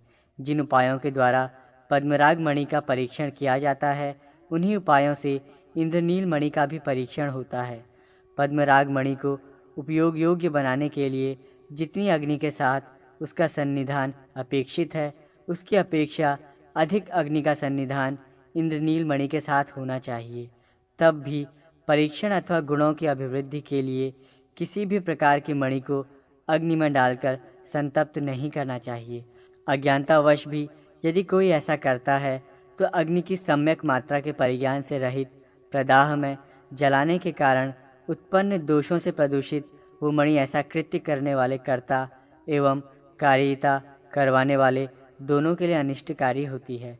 कांच, उत्पल, करवीर, स्फटिक एवं वैदूर्य आदि मणियाँ इंद्रनील मणि के सदृश होने पर भी रत्न विशेषज्ञों के अनुसार विजातीय ही मानी जाती हैं। अतएव इन उक्त सभी मणियों के गुरुत्व एवं काठिन्य धर्म की अवश्य परीक्षा लेनी चाहिए। जिस प्रकार कोई इंद्रनील मणि ताम्रवर्ण को धारण कर लेती है, उसी प्रकार ताम्रवर्ण वाले करवीर तथा उत्पल नामक दोनों मणियों की भी रक्षा करनी चाहिए। जिस इंद्रनील मणि के मध्य इंद्रायुध की प्रभा अवभासित होती रहती है, उस इंद्रनील मणि को पृथ्वी पर अत्यंत दुर्लभ एवं अत्यधिक मूल्य वाली कहा गया है। 100 गुना अधिक परिमाण वाले दूध में रखने पर भी जिसकी सांद्रवर्ण की कांति से वो दूध स्वयं नीलवर्ण का हो जाता है, उसी को महानीलमणि कहते हैं। जिस प्रकार माशादी से की गई तौल के द्वारा महागुणशाली पद्मराग मणि का मूल्य निर्धारित किया जाता है, उसी प्रकार सुवर्ण परिमाण 80 रत्ती की तौल से महागुणशाली इंद्रनील मणि का मूल्य निर्धारित होता है। वैदूर्य मणि की परीक्षा विधि।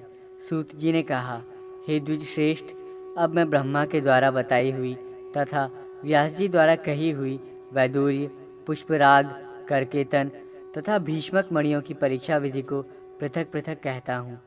कल्पांत काल में शुद्ध अगाध समुद्र के जलराशि के गंभीर महानाद के समान दित्यपुत्र बलासुर के नाद से विभिन्न वर्णों वाली अत्यंत सौंदर्य संपन्न वैदूर्य मणियों का बीज उत्पन्न हुआ था। उत्तुंग शिखरों वाले विदुर नामक पर्वत के सन्निकट स्थित कामभूतिक सीमा से मिले हुए क्षेत्र में उस वैदूर्य बीज का अवधान होने से एक रत्न गर्भ की उत्पत्ति हुई। बलासुर के नाद से उत्पन्न ये रत्नाकर महागुण संपन्न तथा तीनों लोकों का श्रेष्ठतम आभूषण स्वरूप है। उस रत्नाकर में दैत्यराज के महानाद का अनुकरण करने वाली वर्षाकालीन श्रेष्ठ मेघों की आभा वाली बड़ी ही सुंदर विचित्र प्रकार की मणियाँ उत्पन्न होती हैं, जिनसे प्रभा के स्फुलिंगों का समूह निकलता रहता है। पृथ्वी पर पद्मराग मणियों के जो वर्ण हैं, उन सभी वर्णों की शोभा का अनुगमन वैदूर्य मणि करती है। उन मणियों में जो मणि मयूरकंठ के सदृश अथवा वंशपत्र के समान वर्ण वाली होती है, उसको श्रेष्ठ माना गया है। जिन मणियों का वर्ण चषक नामक पक्षी के सदृश होता है, उन वैदूर्य मणियों को मणिशास्त्र वेत्ताओं ने प्रशस्त नहीं कहा है। गुणयुक्त वैदूर्य मणि अपने स्वामी को परम सौभाग्य से संपन्न बनाती है और दोषयुक्त मणि अपने स्वामी को दोषों से संयुक्त कर देती है। अतएव प्रयत्नपूर्वक परीक्षा करनी चाहिए। वैदूर्य मणि के अतिरिक्त गिरिकांच, शिशुपाल, कांच तथा स्फटिक ये 4 विजातीय मणियाँ हैं जो वैदूर्य के समान ही आभा फैलाती हैं, किंतु लेखन के सामर्थ्य से रहित होने के कारण कांच, गुरुत्व भाव से हीन होने के कारण शिशुपाल, कांतियुक्त होने से गिरिकांच एवं अपने समुज्वल वर्ण के कारण स्फटिक मणि से इस मणि में भेद होता है। महागुण संपन्न इंद्रनील मणि का सुवर्ण 80 रत्ती मात्रा परिमाण के अनुसार जो मूल्य निर्धारित किया गया है, वही मूल्य 2 पल भारयुक्त वैदूर्य मणि का कहा गया है। एक विजातीय मणि में वे सभी वर्ण समान होते हैं जो वर्ण मणियों में पाए जाते हैं, फिर भी उनमें महान भेद माना गया है। विद्वान पुरुष को चाहिए कि वे विशेष भेदक तत्व पर विचार करें। स्नेह, लघुता और मृदुता के द्वारा सजातीय और विजातीय मणियों के चिन्हों का भेद सार्वजनीन है। मणि शोधन में कुशल या अकुशल जनों के द्वारा प्रयुक्त उचित एवं अनुचित उपायों के कारण भी विभिन्न प्रकार की मणियों में उत्पन्न हुए गुणदोष के अनुसार उनके मूल्य में न्यून अधिक हो जाता है। मणिबंधक अर्थात मणिवेत्ता के द्वारा भली प्रकार से शोधित मणियाँ यदि दोष रहित होती हैं तो उनका सामान्य मूल्य की अपेक्षा 6 गुना अधिक मूल्य होता है। समुद्र के तीर की सन्निधि में स्थित आकर से प्राप्त हुई मणियों का जो मूल्य होता है, पृथ्वी पर सर्वत्र मणियों का वही मूल्य नहीं रहता। मनु ने 16 मासे का एक सुवर्ण भार बताया है, उसका 7वां हिस्सा संज्ञा रूप प्राप्त करता है। 4 मासे का एक शाण, 5 कृष्णल का एक माशा और 1 पल का 10वां भाग धरण कहलाता है। इस प्रकार रत्नों के मूल्य निश्चय के लिए यही मणिविधि कही गई है।